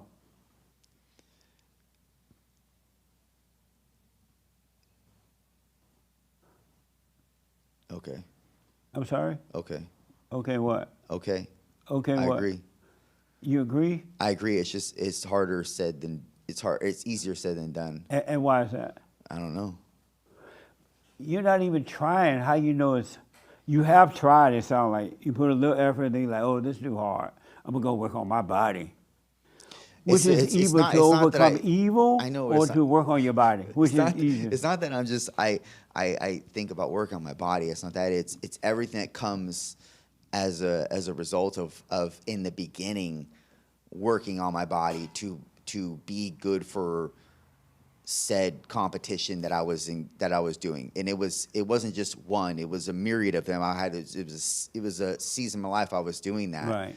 and that's a learned behavior. I do that so many times that just begins the identity of who I think I am. Absolutely. And I became good at something that it was a one-man sport.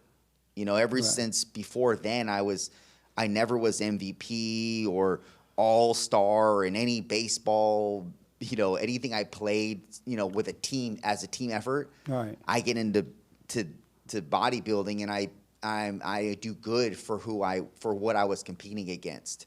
And that's what I think I found an identity of sorts in. Absolutely. And then I made it something more with a business and you know what I mean? So that's your God. So yeah, I think that's, if you were to, you know, dwindle it down to something, it would be that. Yeah. And I begrudgingly say that because I don't honor that. Like I don't pride myself in saying that is a God. But it is your God. Right. But you do honor it. You work hard for that. That's the only thing that showed me I was worth anything. But you weren't worth anything. Well, right, but if I was of utility to anybody and to be able to be a utility to anybody, because I have been a utility to people in this field, that's where I developed so much gatherance or that's what I developed, I guess, a fulfillment from. Because I was pouring into people what what I learned and what came naturally to me, and that made other people better. And I saw it, and they told me, and it was just a reassurance that kept flowing with me. And so, because of time, what are you going to do now? Because you're getting older, your body is falling apart. I mean, and I'm it always will gonna, fall. And there, I know, but a I'm always body is gonna like have, a car. I'm always You gonna have to go every year and get a tune-up. I'm always gonna have fitness until I die, or until I can't do it anymore. What? I'm always gonna have fitness at some level until I die, or until I can't physically move anymore. So you're going to make that your God forever? No, but I think it's important to stay strong and stay healthy for the duration of your life. Which is more important, to live as a free man or enslaved by your body? I'm not enslaved by my body. Yes, you are. No, I mean, I think that You're not enslaved by your body? I could release the structure and be a little bit more easygoing with fitness, but still have fitness and health in my life. You're not enslaved by your body? What do you mean by that? You're a slave to your body. I know, but in what? It rules over you. It owns you. It is your God. Yeah, I believe that. So you're enslaved by it. You're a slave to the physical, to the body. Yeah, probably. And that's why you're so miserable. It definitely contributes. Yeah, because you can't have a moment of doing nothing unless you think your body's going to fall apart. Well, it's not that. God forbid if you go to Hawaii for a week, you're going to have to find all the gyms before you get there. Well, it's not that intrusive, but Yes, it is. But it is something. It is, and it's not. You are a slave to it, and you're miserable. And no one can live with you. You can't even live with you. The misery that would presumably be there has Not given, presuming it is there. but has given me structure in life, and No. that's something that I didn't have. And if I didn't have that, I don't know where I'd be. But you're still out of control. You don't have structure. I'm controlled chaos. You're still out of control. I'm a controlled out of control. What a mess. And so why do you live with this? What's wrong with you? Oh, you're like, she's like, what is she, the homeless live in? The houser. Are you still the houser? Yes, we still live together. You got to unhouse. Why are you putting up with this? And then I got to go to my friend here and because of time. Why are you so miserable that you love this? We grew up very, very different lives, like very, very different. He was an only child with his parents. I was in a big family with siblings and a lot of chaos going on. And I grew up knowing a lot of chaos. I feel like I'm comfortable in chaos. And my brain, again, like I said, can run rampant really easy. I found peace in his structure. I found peace in his regimen. But you don't have peace in it. It does come with a price because it's the so stark opposite of what I've had. But you don't have peace. I find peace in it and I love it, but there's a part of it that it has a price tag with it. Right, and Yeah. you have no peace. Because now if you step out of line one time, you are held to pay. And you're afraid to step out of line. You're really afraid to say what you want to say to him because you don't want him to get mad. You don't want him to go off. You don't want this. So you still don't have peace. Your house may be clean and big and nice, but you're still miserable. Why are you putting up with that?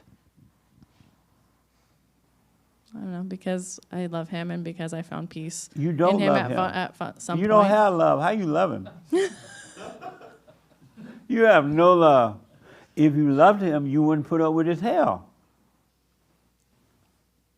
Where's the love in that? See, I don't understand that. If I didn't love him, why would I? No. I don't get that because I do love him, so that's why I do put up with it. If you loved him, you wouldn't put up with his hell. How are you helping his hell with this fake love? How is that helping him? I don't know. I think just by my behavior and I think I bring peace to him by. Nope. Yeah, no peace. moments. I bring moments of peace to him. He has no peace.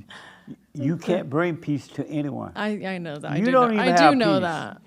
You don't have peace. I know. So how are you going to give him something you don't have? I guess I'm not. So why do you think you're bringing peace to him? And you shake and cry at night.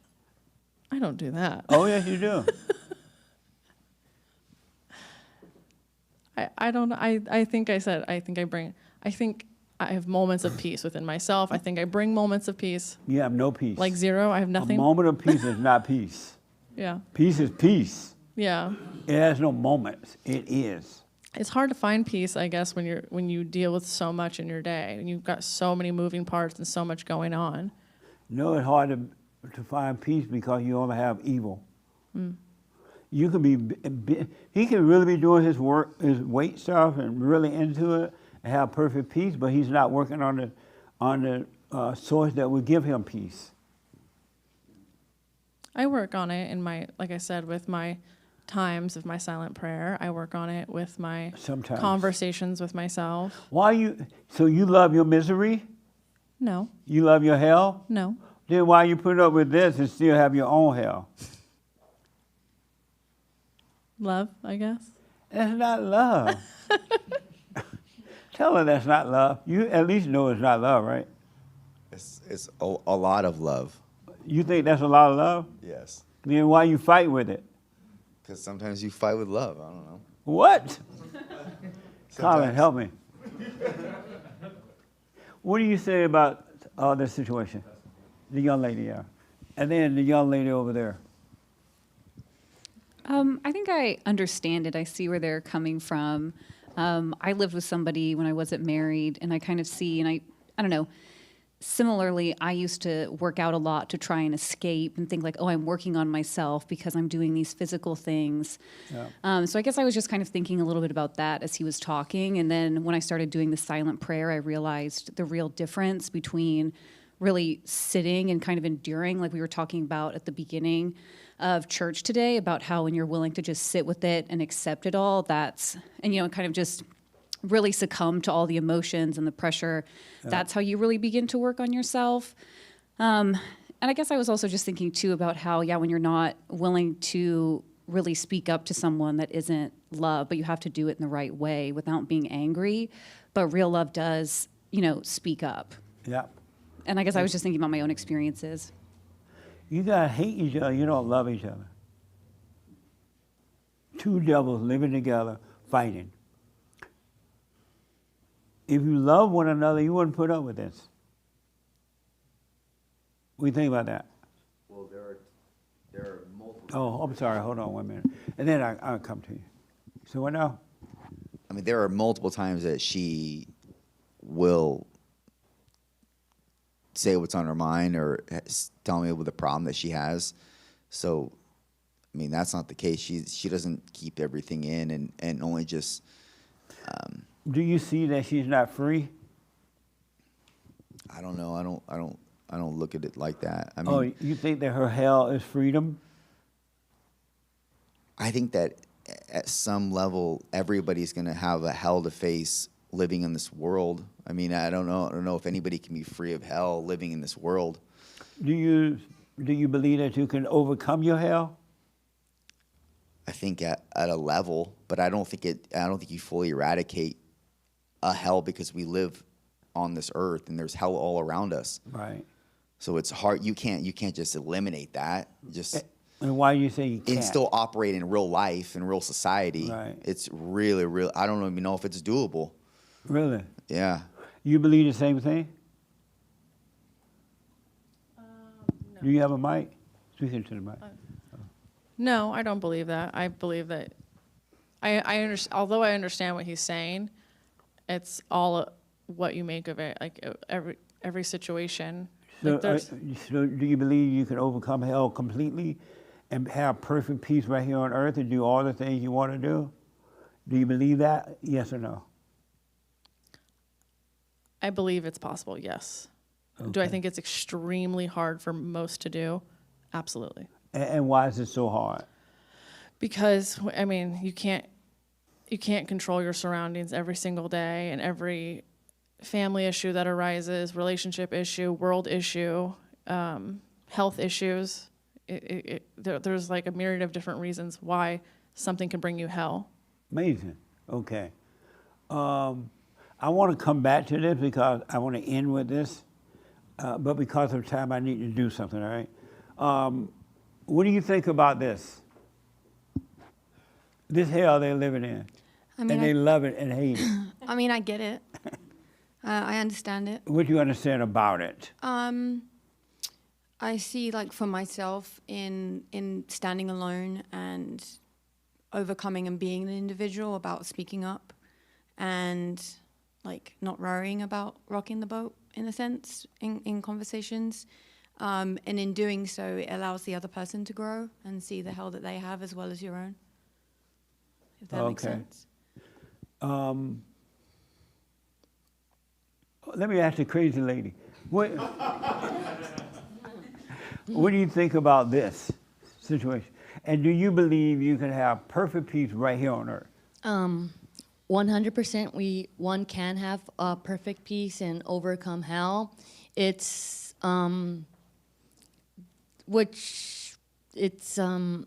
yeah, I think just being so afraid of letting go of the hell and loving evil and allowing it. So yeah, it kind of leads to the biblical question about, you know, loving male and female problems, which I was like, man, I wish I can experience male issues, problems, because I'm like, I feel like I myself have female problems where like the dramatic or the drama and the yelling, the emotional, and I was like, all the men that I'm encountering all have the same female issues, like male and female issues of like, so it's like, and I was kind of irritated because you want to be this damsel in distress, someone to rescue you, you know, and I'm realizing like the men are looking for someone to rescue them too. What a mess, huh? Yeah, and so I was like, you know, I'm like, well, you know, we have There's nothing worse than a man looking for somebody to rescue him. Yeah, and then worst on top of that is, you know, being a quote-unquote woman and being like, well, what about who's going to rescue me? And then you're like two crazy people like, who's going to rescue me? And then you guys are just arguing, who's going to rescue me? And let me do this because of time, crazy lady. I think their name is stuck now. Yeah, right. It's just like, but anyway. And then I want to come here. And then Hake. How do you feel about him? I love him. I love the man that he is. I love the man he is to me. Speak up. I love him. I love the man that he is and the man he is to me. So you love all this hell he brings to you. I guess I do. Amazing. And how do you feel about her? The same. You love the hell she brings to you? Yeah, because it's a good trade-off. You're gonna have to deal with. I trade off my hell for your hell. No, not like that. You're gonna have to go through hell with anybody. If I'm gonna have to go through hell with anybody, I want to go through it with her, and that's something that I don't want to start over again. You know what I mean? I know it's just gonna be a different hell with a different person. I don't want to do that. And I've learned her hell so well that I know how to navigate it a little bit better every day. And that's what it is at the end of the day. We just learn each other's hell a little bit better. We know how to navigate a little bit better every day. Amazing. What do you say about all this? I think that they both believe that they're getting what they want from each other. And well, they are. They're both in hell. Yeah. That's for sure. It's just their eyes haven't been opened yet. Yeah. They're asleep. They're asleep to truth. Yeah. And she's not going to overcome. James with the mic. Sorry, because of time. Go ahead. She's not going to overcome her hell as long as she needs him to guide her. And she can't come out of it unless he's working on himself. She can come out of it, but she needs to separate from him. Yeah, it's harder when if you're with someone and one is trying to work on themselves, but the other one is not, the evil in you is going to hate any light in her, and it'll destroy every time it sees it. It will destroy her. Or if it were you, or if you were working on yourself, but she wasn't, same thing. The darkness will hate the light. It'll be a battle. But since both of you, you're both lucky that you're not working on yourself. I mean, not serious about it, and that way you love each other hell. I don't agree that I would have Oh, I'm sorry. Let me do this. This is so interesting and helpful. So when I don't agree with that sentiment. I would, if I saw the light in her, I wouldn't. There would be no competition between us in that regard. Like the darkness in me wouldn't not accept the light in her. But if the darkness hate the light, why wouldn't it? I know the darkness hates light, but if I saw a glimpse of light in her, and I'm not saying I don't, but when I do see that, it doesn't make me want to fight her with more darkness. Yes, it does. No, it doesn't. You just don't realize because promise. you don't love the light. You love your body. No, I promise. And your efforts. No, I promise I love the light. However, the truth might be hard to hear at times, but doesn't mean I don't accept it. It doesn't mean it doesn't resonate with me. Why do you think you love the light? Because that's God and that's truth. But that's just in your head. Why do you think you love the light? You just hold on to the idea that that's God. I'm not my body and all that. No, that's what my conscience tells me. That's what the conscience tells me. That's right. It's a visceral feeling that I understand innately that I can't explain, but that is correct. But you're not operating from your consciousness. You're operating from unconsciousness. No, when I see or when I see or experience the light, I accept that. It's not even up for negotiation. But no. No, but yes, I'm telling you, I understand. But how can you love the light in someone else? Nobody said I love the light. Oh, you don't love the light. No, but I did not say I don't accept the light when it's represented in my life or when I see it in somebody else and I can interpret it in them. I'm not. But why don't you go for it for you if you love it when you see it in others? That's the crossroads that we're at every day in life as humans. Do we take the right path or we take the path that's more gratifying, instantaneously gratifying? And why do you take the wrong path? Because that's the devil that lives in me. It's like right. It is the devil in you. Right. But why not overcome him? Of course, I want to. No, you don't. Yes. Well, let me. Why do you think you want to overcome him? Because I know consciously that is the right way to go. But if you knew that consciously, you would be going right already. It's easier said than done. What's easier said than done? What you just said. Okay, so it's like if somebody comes into me and they want to lose 50 pounds. What? If somebody comes into me and wants to lose 50 pounds, they have 50 pounds of body fat to lose. And they say, and I just tell them, okay, well, why do you eat bad? Just stop eating bad. It's that easy. They have these learned behaviors that are embedded in their subconscious that from either early trauma or just relationships, ill relationships with food, that I cannot tell them to just do that, give that simple. But you're comparing a spiritual life with a physical life. It's not the same. I mean, the way the brain's going to interpret it is going to be. The brain cannot interpret spirituality. It's really hard for somebody to just shift their perspective and the way they've learned everything in the past on a whim, just because you say, is it just do this instead. But you can drop your anger right now and be done with it. I mean, just like that, you can walk out of this room a free man.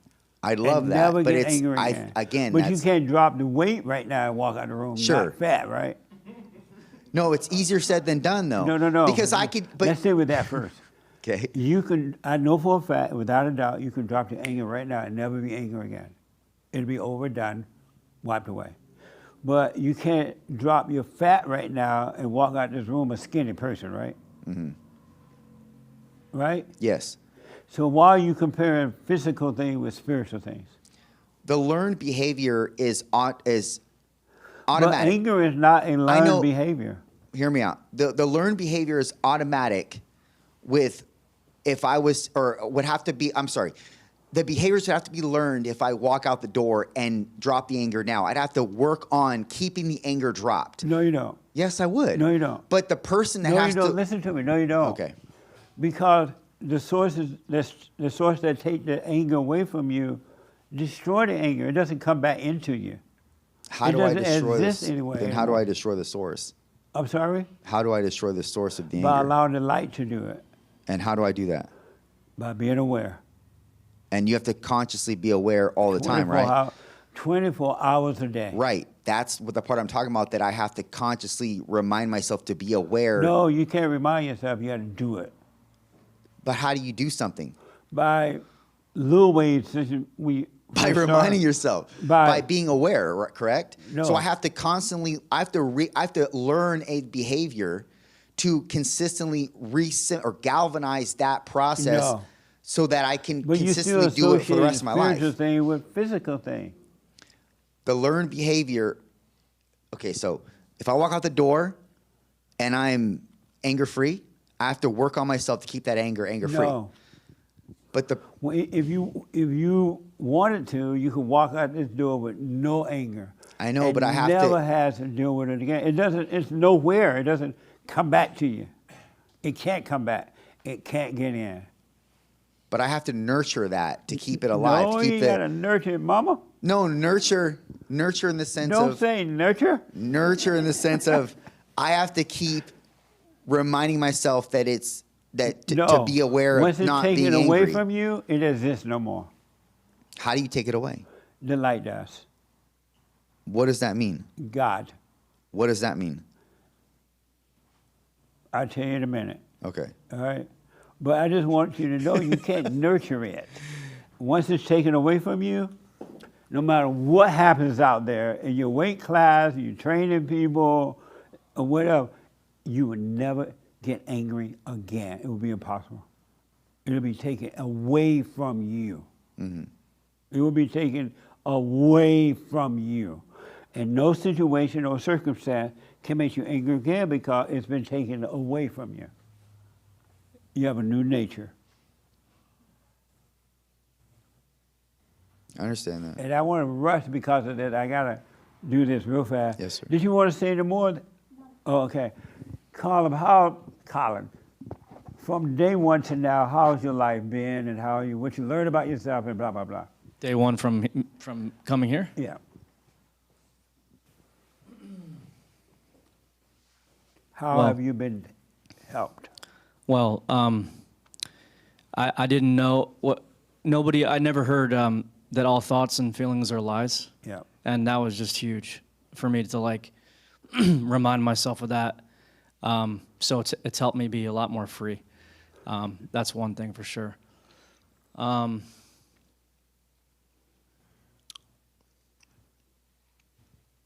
have I been helped? I mean, I think that's the main. Oh, okay. Yeah, the main thing. Amazing. Nice. I can't think of anything else really. I'm in such a rush. Isn't that amazing? Yes, Hake. When you ask the lady why she puts up with his hell, and she thinks that that's love to put up with his hell, but that's not helping him overcome his hell. Like it's sort of enabling him to stay there. And I noticed that a lot of times couples will stay together and thinking that it's love, but it's not necessarily it's not necessarily hate to break up or to draw a line in a way that you wouldn't draw a line out of fear of something changing in the relationship, because like that can be more love than people come together in emotions, and it's just selfishness that's keeping them together, like a sort of a desperation. And so it can be more loving and more of like a wake-up call to do something different from accepting somebody's mess. Yeah, amazing. But but you gotta love your hell, right? You did say that, right? I don't want to misread. Yes or no, real fast. You say you love your hell. No, I right? don't love it, but by extension, me not doing anything about it would interpret that I do love it. Right. Right. Right. And you love your hell. I don't love it. I do believe that it's part of growing together and blending lives together. And But you're not growing. Meaning the two of you growing together.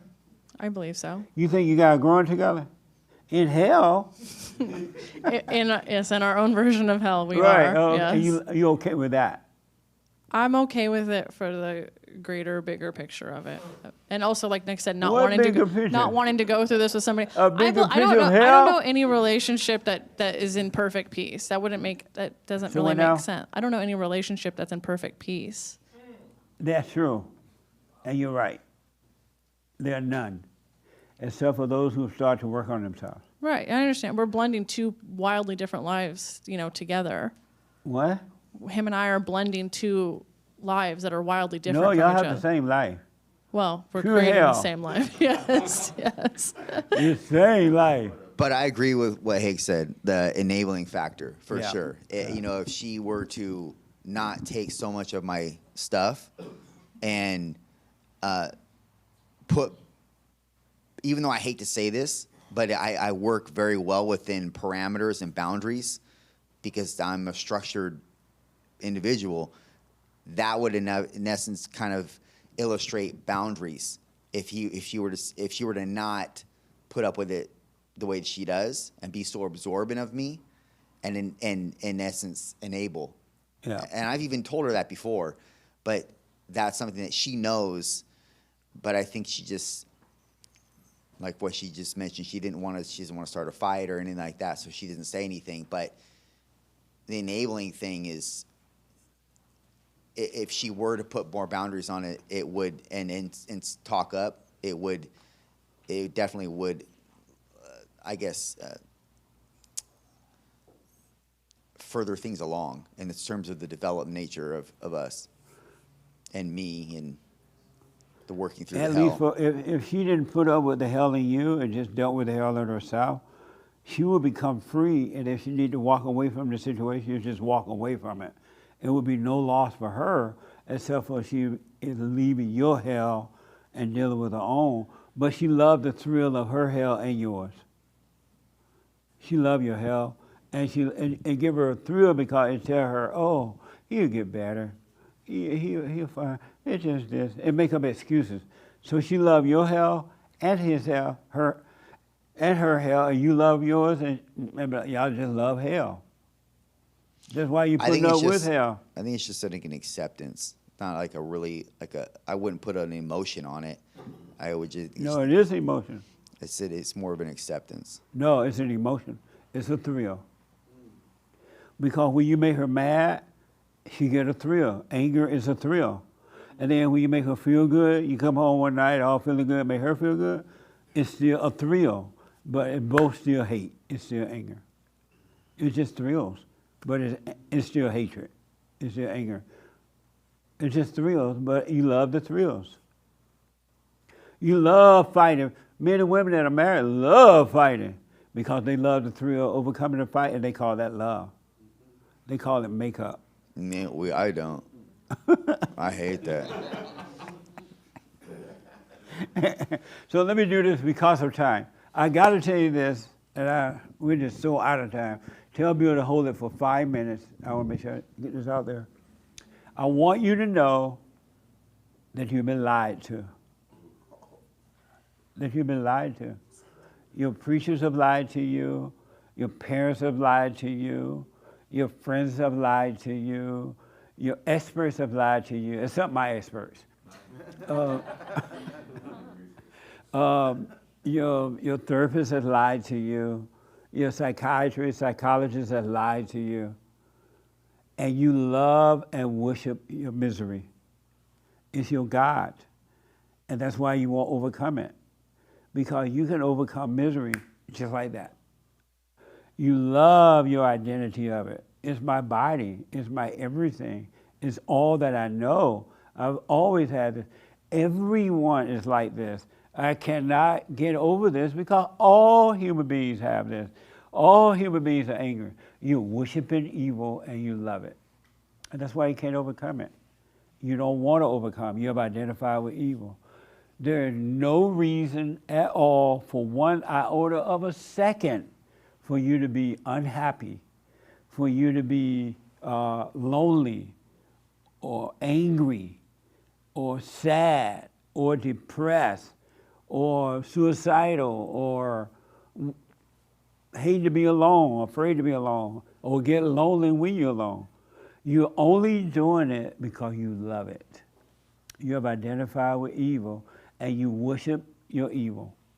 When you go out looking for love, you're loving your misery. That's why you're looking for love, to get more thrill from it. Oh, check out that woman. She's so fun. Or check out that guy. He's so fun. I wonder if he has money. You love your misery. You only have misery because you love it. That's the only reason you have it. And you make up excuses for it. You have all kind of excuses. Where everybody's like this, an excuse. No one can have peace, an excuse. You're making up excuses for evil, and you're worshiping your evil. I promise you, as a living witness, you can have perfect peace, just like that. But you won't let go of your false identities. You won't let go of your misery. You worship it. And you say, I don't know why I'm like this. I just get upset. You're making up excuses. You're worshiping the devil. You have made covenant with evil, that you agree with it and you're one with it. Christ came into the world and Christ brought light. And the light is in the world inside of us now. But you don't want that light. That's why you won't do the silent prayer. So you say, you know what? Your muscles are better. You've been doing this all your life. You don't slow down. Your muscles go down. And what will you have if you don't have your muscles? He's like, yeah, that's right. And I don't have time to be watching myself and doing the silent prayer. So many people refuse to do the prayer. They refuse to be still and let the truth take over and change your life. You don't really want it.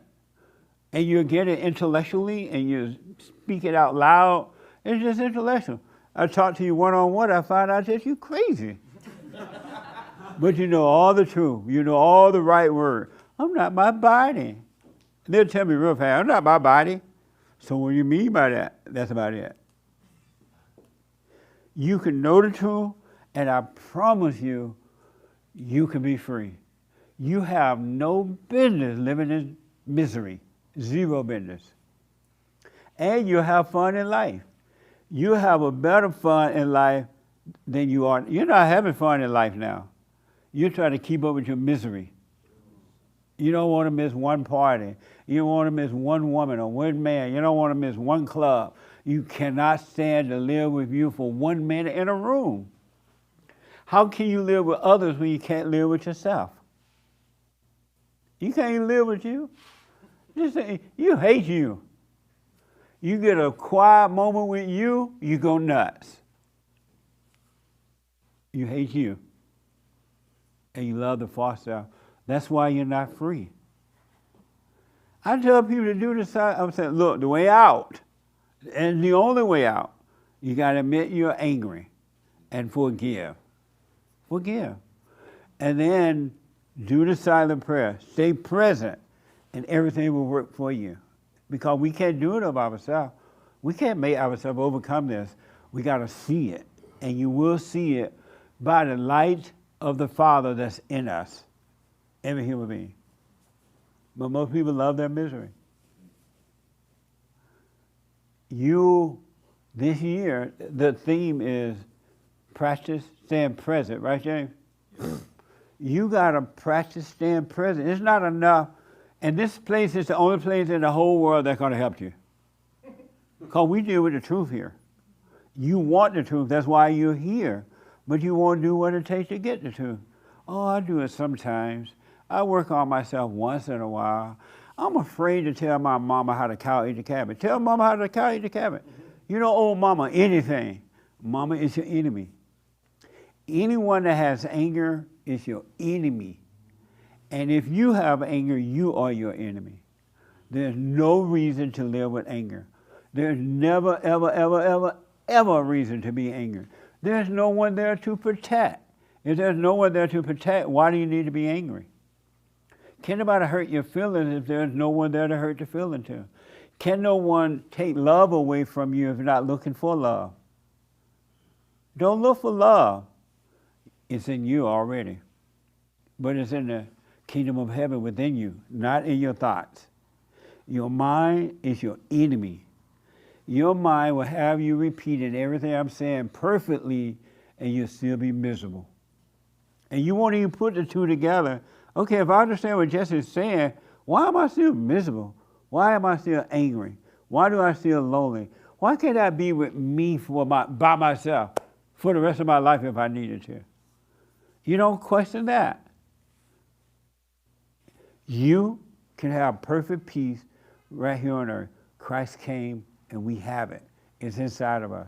I promise you, you can have it. But you got to want it. You got to work on you. You got to work for it. You got to do the silent prayer. You must go and forgive. And ain't no such thing as you don't hate your mama. You hate your mama.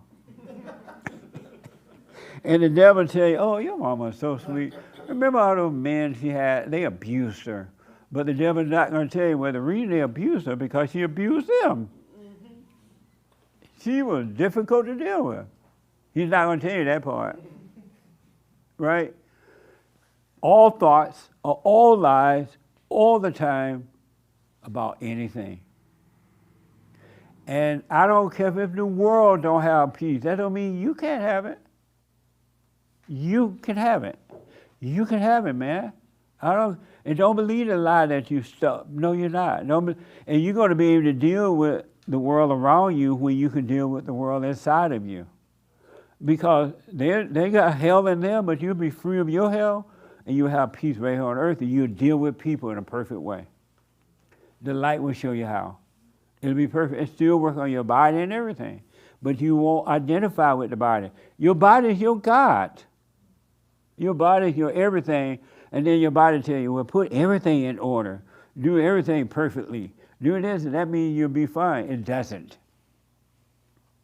God gave you the talent to live on the earth so you can earn a living, not for you to make it your God. Your body is just a body, and it will fall away after a while. I have a friend whose brother died recently, and he was a major bodybuilder, all in the magazines. What's his name? Anybody remember? Oh, okay. And he was in all the magazines, body to go. Everybody knew him, and his friend is a trainer too now, major body. But he died in the late 30s, early 40s with that body, and he died miserably. Because you identify with the body and not with the spirit of the Father. It's just a body. And so in closing, the theme is practice being present. That doesn't mean you don't go to work. It doesn't mean you don't work out. It doesn't mean you don't have your lunch, your breakfast, lunch, and dinner. But practice being present, and in all things, it'll work out. I promise you, it's so amazing. You can have perfect peace right here on earth. Even if your body fall apart, you will still have perfect peace. Or your man walked out on you, you will have perfect peace. Your man want to go? Okay, bye. Tell that man bye. He want to leave, but she said, no, I can't do that. That's her God. Tell her to leave. Okay, bye. You can't do that either. Who will I be if I don't have my anger?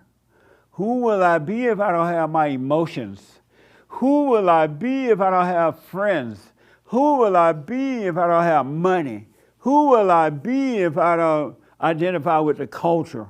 Who will I be if I don't belong to a group? Who will I be if I'm not loved or if I'm not given love? It's all a lie. You would be you if you had none of those things, if you stop identifying with all those things. So I want you to practice being present this year. Being present. Put that first. Don't let evil talk to you. Evil does not want you to be present. That's why it's always distracting you. It would rather you hoop and holler in church. Yeah, praise the Lord. Here we come, Jesus. Or, oh Lord, yeah, Lord have mercy on my mama. Lord, my mama's sick. Help her, Jesus. It would rather for you to do that. All that vanity, that's all it is. So work on yourself as an individual. You are responsible for you. You are responsible for you, not him. You are responsible for you, not her. Each individual is responsible for themselves. Your husband is not responsible for you. And you can overcome if you want to. I'm so out of time. We are having a men's forum this week, right, James? We are having, this is the first Thursday coming up of the month. So we're going to have a good time. And the ladies on the third Sunday. Do the prayer. Don't let your mind tell you think you know the truth. Oh, I'm not my body. You don't know what that means. And you worship your body. What the? You got to be willing to let it all go, meaning all of the identities go. All right, it's up to you. I'm out of time. We are having our first show on Thursday, the radio show. We close this week in the office until Thursday. I wish you well this year. Work on yourself. Work on yourself. You have no business being unhappy. And not that fake happiness. There's a fake happiness that you induce yourself. You know how you can make yourself happy? When I think about a sweet potato pie, I get happy. I'm inducing that happiness, right? Or you can make yourself mad. Or you can make somebody else feel good. Or make them mad. That's not happiness. Happiness is when is a higher nature that you will live in. And then in that higher nature, you have perfect happiness. You have perfect peace. But you got to rise above the lower nature in order to have that. It's been amazing. Y'all been amazing. Y'all been a mess. No, I'm playing. I'm playing. You all have been working on yourself. Stay with it, all right? Stay with it. And ladies, make sure you continue to come to help, put in and fellowship. This is the best hospital in the world. It really is, because we deal with the real deal here. You ain't seen nothing yet. Wait till next year. I ain't gonna play with you next year. And if you don't like me, fine. I don't need to be liked. I want to see y'all get well. You want it. That's why you're here. You wouldn't be here if you didn't want to hear the truth. I know it shakes you up sometimes, but you want to hear the truth. That's why you're here, all right? So happy New Year. I'll see you guys on Thursday. The office will open on Thursday, and blah, blah, blah. Bye. Thank you all. You're the best.